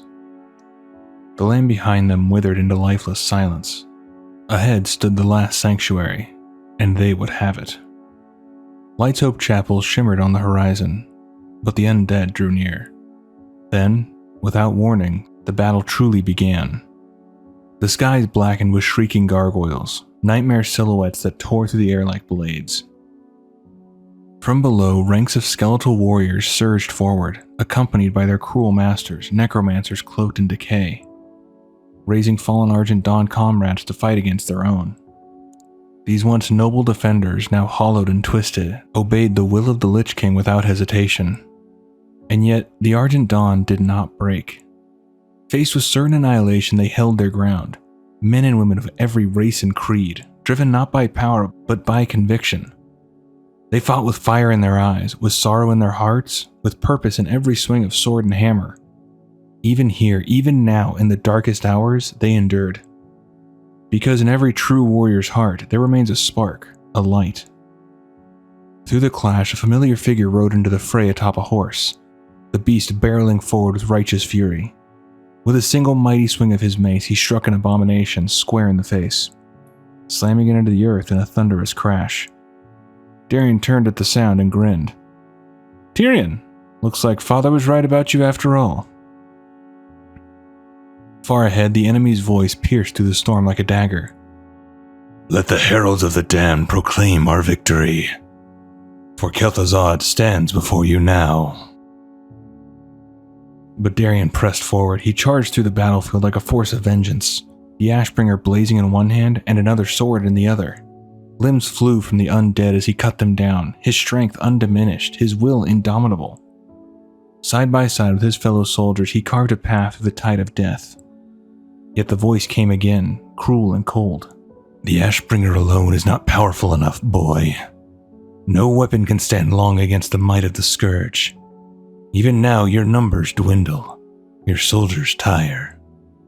Your cause is all but lost. What purpose is there to your pathetic existence but to succumb to the Master? Where is this light now that you believe in with such blind devotion?" Dariion stopped. Undead surrounded him, an endless wall of decay. The clamor of battle raged, but within, a silence settled. His grip tightened. "That's it. That's why the light never reached me the way it did my father. I didn't believe enough. The light led me out of the darkness once. Perhaps it can do so again. It may be our only chance." He stared at the Ashbringer, then, without hesitation, he turned its point inward, toward his own chest. The ultimate test of faith. An act of love. From a distance, Tyrion Fordring caught the sight of what Dariion was doing. His eyes went wide with horror. "Dariion!" Darion's voice trembled, tears streaming down his cheeks. "This is my purpose, then. So be it. My soul for yours. I love you, Dad." And with that, he plunged the blade into his own heart. The explosion was instantaneous. A wave of radiant energy erupted from Darion's body. Blinding in its brilliance, it engulfed the battlefield in a holy tempest, hurling back the undead, lighting the field like a sunrise cutting through years of darkness. From a distance, a paladin gasped. "What is this, Tyrosus? What's happening?" Maxwell's eyes were locked on the pillar of light. "It's a reckoning, Officer Pureheart. The reckoning of 1,000 vengeful souls." The wind tore across the battlefield, forcing everyone to brace themselves. The light tore upward like a beacon to the heavens, pure, unyielding. But within that brilliance, Dariion fell. Once again he was adrift, drowning in black water, sinking deeply into a murky, breathless void. The light was fading. The dark pulled harder, and just before he vanished into oblivion, he heard a voice, his father's voice. "I love you, son, with all that I am, all I was, all I ever will be."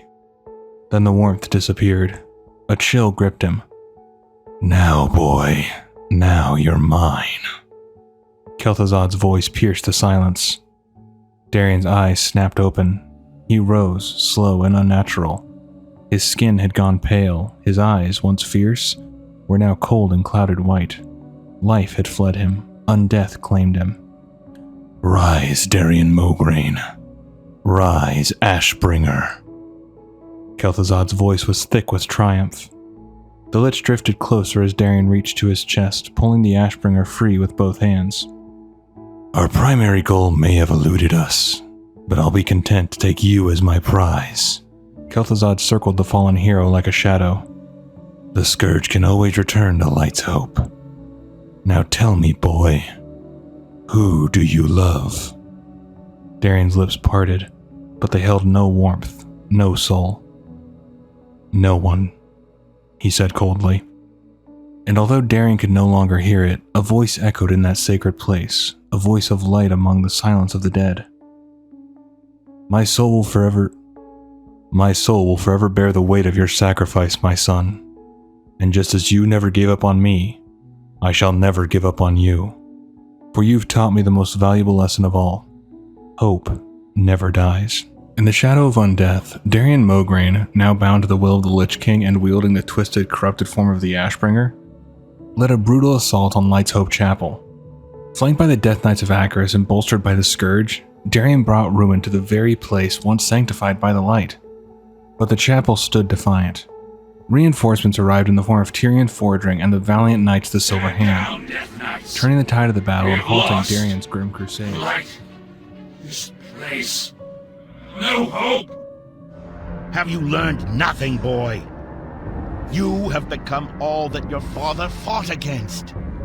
Like that coward Arthas, you allowed yourself to be consumed by the darkness, the hate, feeding upon the misery of those you tortured and killed. Your master knows what lies beneath the chapel. It is why he dares not show his face. He sent you and your Death Knights to meet their doom, Dariion. What you are feeling right now is the anguish of 1,000 lost souls. Souls that you and your master brought here. The light will tear you apart, Dariion. Save your breath, old man. It might be the last you ever draw. My son! Father! My dear, beautiful boy. What? Father, Is- you have returned.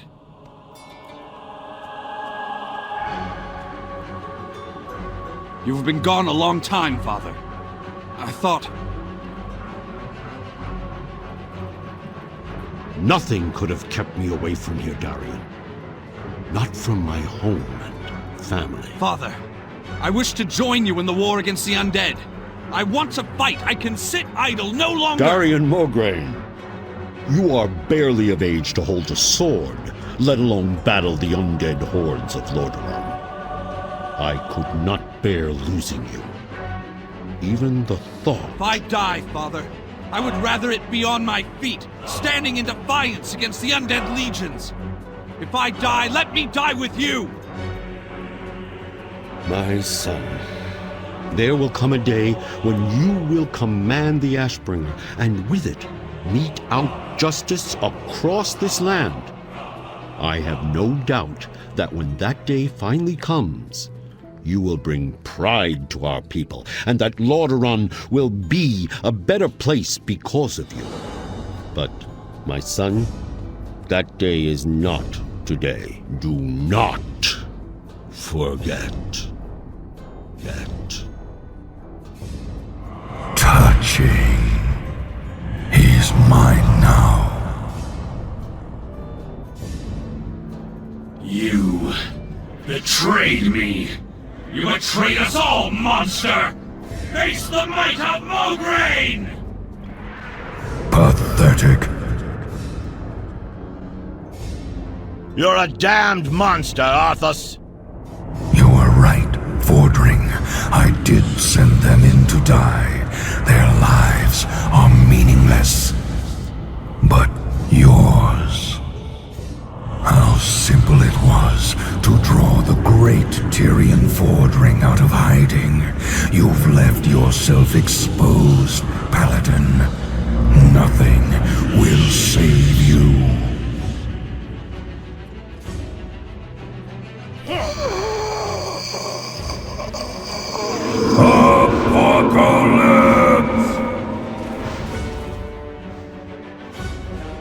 That day is not today.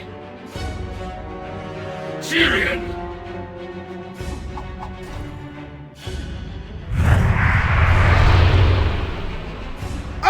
Arthas! What is this? Your end. Impossible.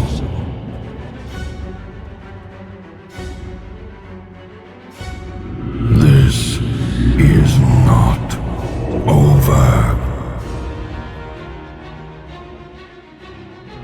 When next we meet, it won't be on holy ground, Paladin.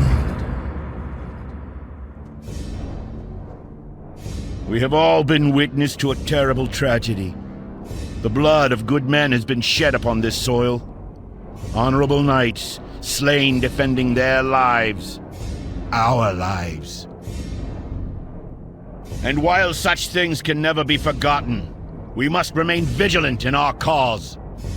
The Lich King must answer for what he has done, and must not be allowed to cause further destruction in our world. I make a promise to you now, brothers and sisters. The Lich King will be defeated. On this day, I call for a union. The Argent Dawn and the Order of the Silver Hand will come together as one. We will succeed where so many before us have failed. We will take the fight to Arthas, and we will tear down the walls of Icecrown. The Argent Crusade comes for you, Arthas! So too do the Knights of the Ebon Blade. Although our kind has no place in your world, we will fight to bring an end to the Lich King. This I vow!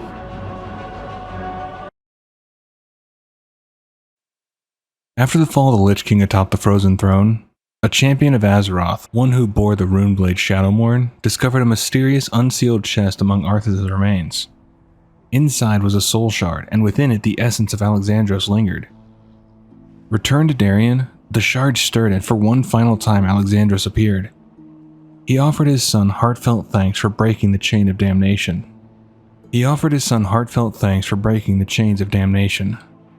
The memory of Dariion's sacrifice, Alexandros said, had been his only anchor against the torment of Frostmourne. With his final words spoken and his soul at peace, the Ashbringer's spirit faded at last, free. When Alexandros was finally freed from Frostmourne, his soul did not pass into the peaceful afterlife he had once imagined.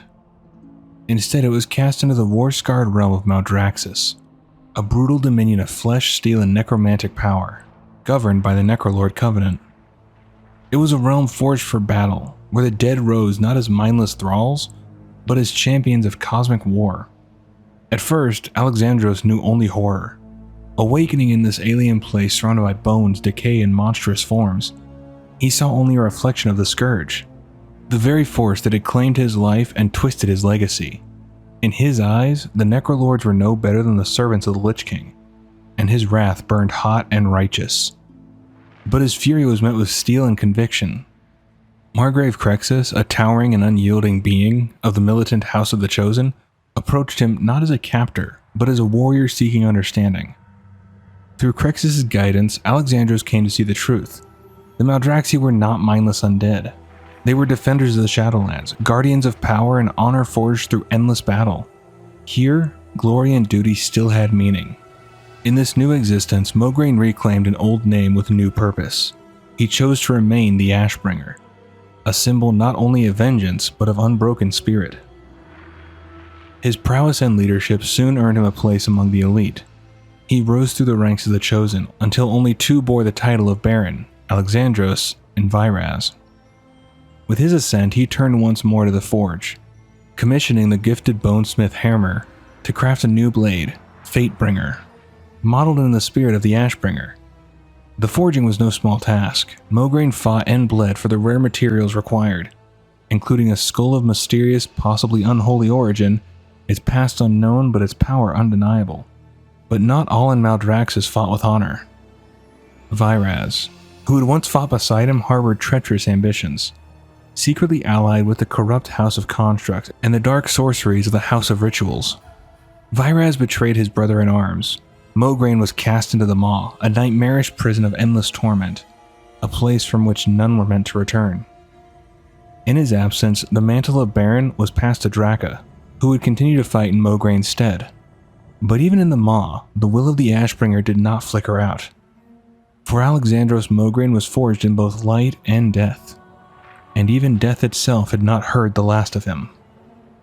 After the fall of Baron Crexus, Maldraxxus teetered on the edge of collapse. With the House of the Chosen weakened and fractured, a new champion arrived, an outsider, a Mawwalker, one of the few living mortals capable of traveling between the realms of death. The hero joined forces with Draka, determined to bring order back to the embattled house. A victor emerges! But where are their banners? Which house do they fight for? Look closer, Garmo. We have a living mortal in our midst. Intriguing. Zendaya, is this the meddler who thwarted our attack? The very one. So, this mortal witnessed your treachery. Your house's invaded bastion, an act that betrays everything the Primus stood for. The Primus is long gone, Crexus. Where is your hunger for glory?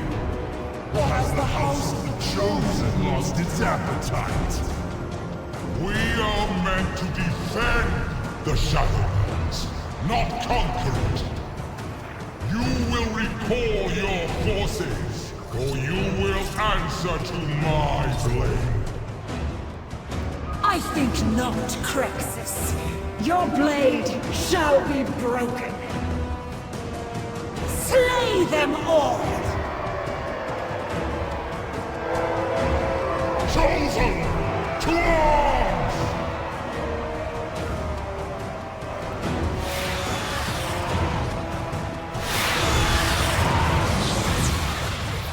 Leave none standing!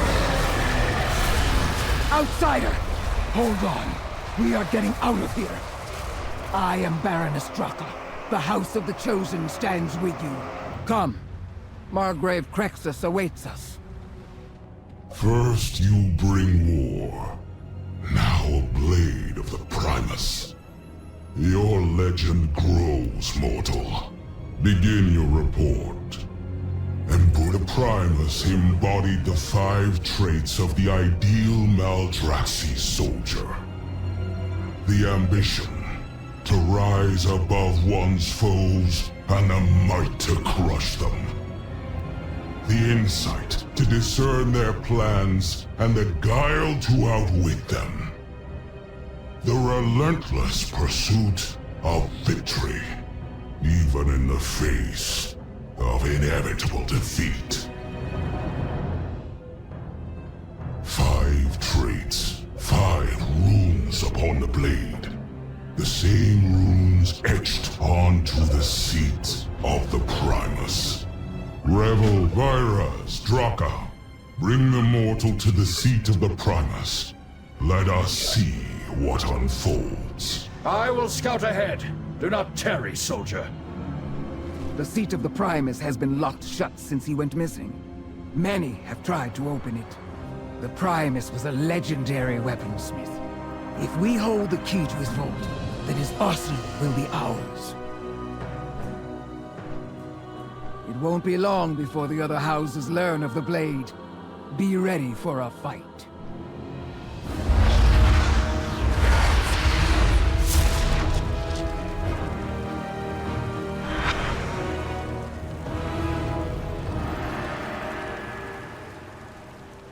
Crexus was right. We hold the key to the seat of the Primus. It will do us no good if our house falls in battle first. We must not lose focus on the war. Always ready for battle. Report to the spearhead, recruit. We have a battle to win.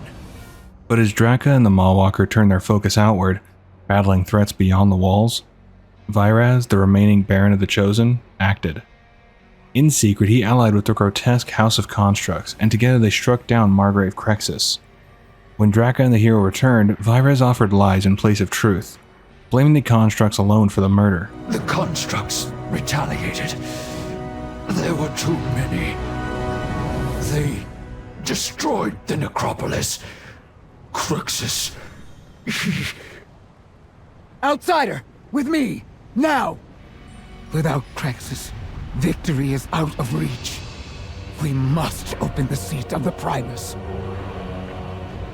And what if that hall stands empty? No. The seat is a fool's errand.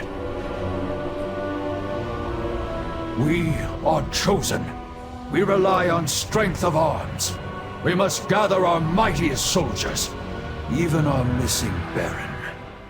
To deflect suspicion and rid himself of further threat, he gave the Mawwalker a dangerous task: to travel into the Maw itself and retrieve Alexandros Mograine. In truth, Vyras did not expect the hero to return. The Maw was a realm of torment and oblivion, no place for mortal flesh.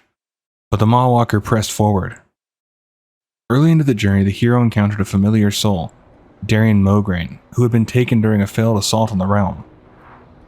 Freed from his chains, Dariion joined the quest without hesitation. My thanks, champion.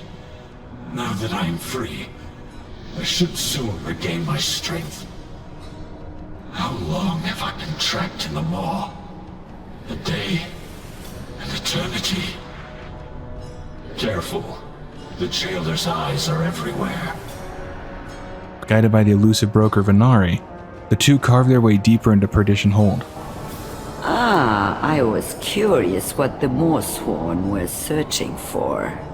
You are that mortal who swept through and thwarted the jailer's festivities.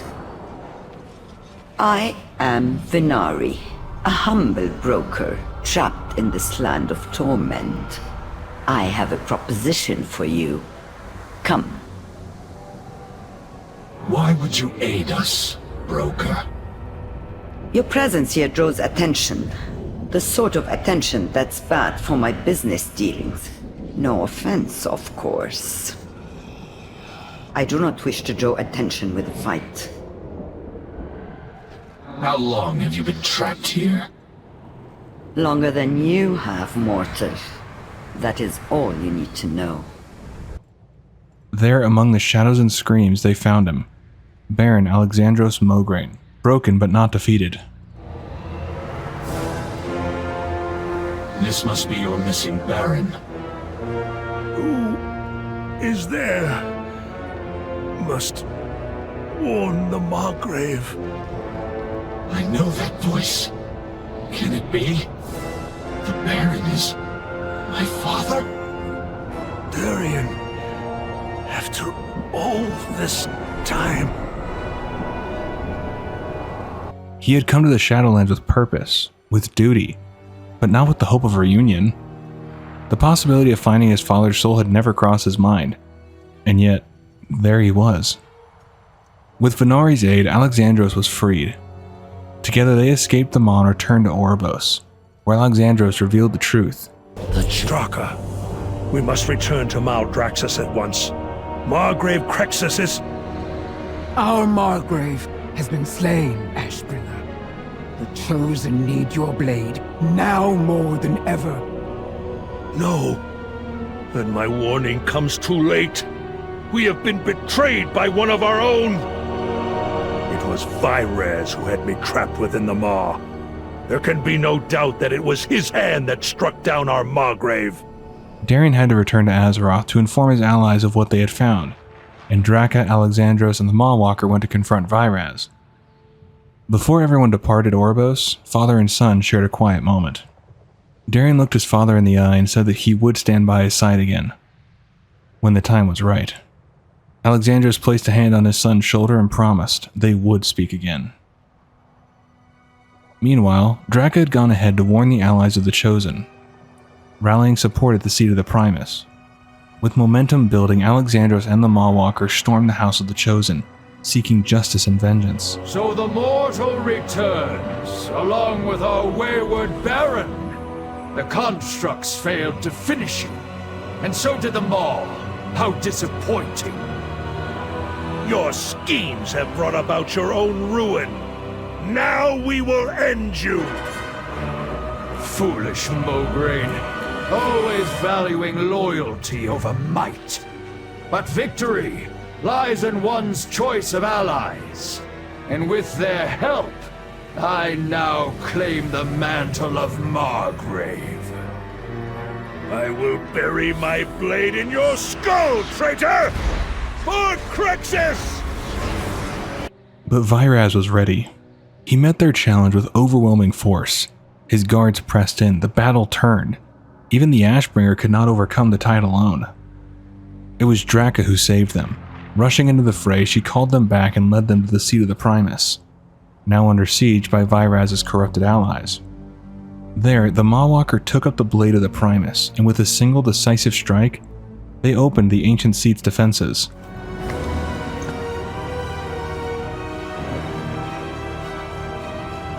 Slay the mortal! Bring me that rune blade! Raise your sword, Talon! For Maldraxxus!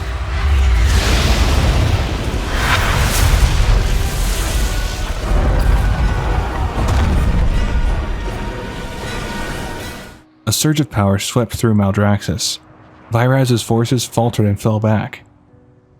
Even in death, Alexandros' war was not over. He remained stationed at the seat of the Primus, standing as one of Maldraxxus' last true champions. When word came from Xandria, the paragon of courage and bastion, that the House of Constructs had launched another assault upon the Temple of Courage, Mograine did not hesitate.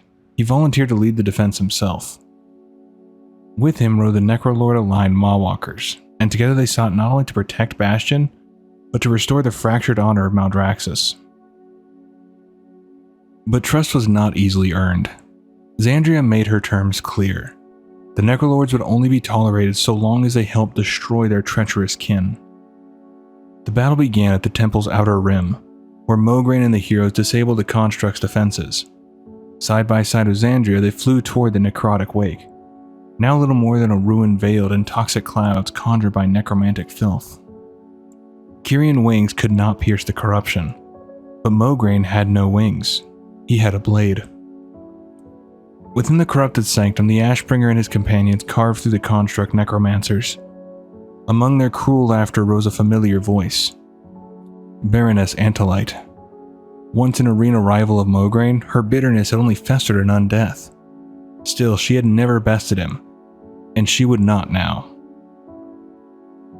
When the skies cleared, Xandria and her forces swept in. The tide turned. Together, they marched on the necropolis Zul'Ramis and ended Antolite's life. Outside the temple gates, Xandria admitted that her people burned with a desire for vengeance. Alexandros offered a measured reply. They would need time, but Maldraxxus would stand with Bastion. Yet as the tension eased, Mograine turned solemn. He asked Xandria a question that had long haunted him. Why had the Arbiter not chosen Bastion for him? He had lived his life in service to the light. Was his faith not strong enough? Had undeath tainted his soul? Xandria's response was gentle but firm. The light has no dominion here. Seeking understanding, she brought him to Agthia's repose, a sacred site of reflection. There, amid Bastion's tranquil skies, Mograine meditated upon the scrolls, and in the stillness he saw the truth. His courage did not spring from devotion to the light. It came from love, the memory of his family, Elena, Renault, and Dariion. Had he been sent to Bastion, those memories would have been stripped from him, his burdens discarded, his soul quote-unquote purified. But they were not burdens, they were his strength. The Arbiter had not made a mistake, he belonged in Maldraxxus. As the Mawwalkers returned to Draka with news of victory, Alexandros lingered in Bastion for a time, reflecting quietly beneath the golden skies. When he was ready, he joined Xandria at Archon's Rise to plan the next strike. Mograine proposed a bold strategy. Use the heart of Margrave Garmal, ruler of the constructs, to empower the Kyrian crest of ascension. Xandria agreed. In return, she spoke of a forsworn called Uther, whose name stirred old echoes. The allied forces of Kyrian and Necrolords descended upon the construct's stronghold, bringing the flying fortress Xericris to bear. Mograine and Emeny led the charge at the western gate, while the Mawwalkers fought beside Xandria on the eastern front. Yet progress was halted. Garmal had unleashed monstrous juggernauts, creatures of stitched Kyrian flesh, whose hides defied ordinary steel. Reinforcements arrived. Kinthia led the Mawwalkers to Mograine's side. The Ashbringer devised a plan. The rune blade known as the Blade of the Primus would be their key.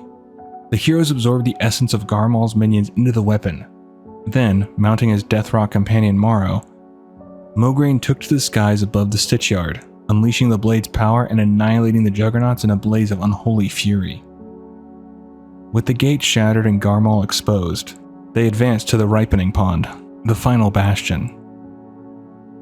Mograine and the heroes held off waves of defenders while Xandria faced Garmal in single combat. At the climax of the battle, Draka directed Xericris to fire a piercing bolt of anima, striking Garmal down. Victory was theirs. Alexandros urged Xandria to claim Garmal's heart, as planned. Soon after, Draka appeared bearing dark news. Within Garmal's private tower, she had discovered canisters of anima stolen from Revendreth. Before leaving, she instructed them to search the rest of the tower. At its peak, they uncovered the Mantle of Eternal Victory, a relic once belonging to the Primus himself. They returned it to the seat. But there was still one final enemy to face, Kel'Thuzad. The assault on the House of Rituals began with Necrolords breaking down the side gates, forcing a path into the Grimorium. There they encountered Baroness Ninidar, one of the Lich's most fanatical servants. Empowered by stolen anima, she clashed with Mograine, Draka, and the Mawwalkers, but her greed proved her undoing. She drew too much power and destroyed herself in the process. Deeper still they pressed, reaching the Prime Arcanum, where Kel'Thuzad summoned a monstrous maw and furnace. The tide nearly turned, until the Venthyr Covenant arrived, tipping the balance. With their aid, the abomination was destroyed. At last, they reached Naxxramas, where Kel'Thuzad awaited. Standing over the imprisoned Margrave Sindane, the heroes spread out, Mograine and his allies holding back an endless tide of skeletal minions, while the Mawwalkers faced the Archlich directly. Though defeated, Kel'Thuzad escaped, but Sindane was freed, and pledged her allegiance to the Necrolords. As silence fell over the battlefield, Alexandros stood beside Draka. "There is still much to do," he said. "Vyraz must be brought to justice, and Kel'Thuzad must be ended." Draka nodded. "In time. For now, let us return to the seat and savor what we have won." Even as the battle for Maldraxxus neared its end, the Ashbringer's war was not yet finished. When the United Covenant forces invaded Korthia, the hidden realm dragged into the Maw's clutches, Alexandros stood among them, an unwavering symbol of will and discipline. At Keeper's Respite, he took his place alongside the commanders of Death's armies, guiding the Necrolord legions in the campaign against the Jailer's twisted domain. Then came the assault on Desmoteran, the fortress at the edge of damnation. Mograine led the charge, rallying the dead and the defiant in a storm of steel. By his side fought champions of legend, Draka, Thrall, and the ever-resolute Mawwalker. Together they broke the enemy lines, rescued a contingent of imprisoned Forsworn, and brought low the final traitor, Vyraz. With the betrayers slain, a long chapter of Maldraxxus came to a close. Returning to the seat of the Primus, Mograine arrived with the liberated Forsworn and the long-lost allies from Bastion. There, he witnessed the culmination of the struggle. Draka was named Margrave of the Chosen, a title once carried by Crexus, now passed to one who had truly earned it. As the crowd stood in silence, Mograine turned to the Mawwalkers beside him. "With Vyraz's death," he said, "my quest to purge the corruption from Maldraxxus is complete." But his gaze did not soften. "Yet honor demands more of us. There are still lands in peril. Until they are safe, we cannot rebuild." In the quiet that followed the siege of the Sanctum of Domination, Alexandros found a rare moment of peace at Keeper's Respite, and was soon joined by his son. Dariion, now commander of the Ebon Blade, had come to speak not of war, but of memory. Their conversation drifted to the past. "So Tyrion Fordring took up the Ashbringer in my absence?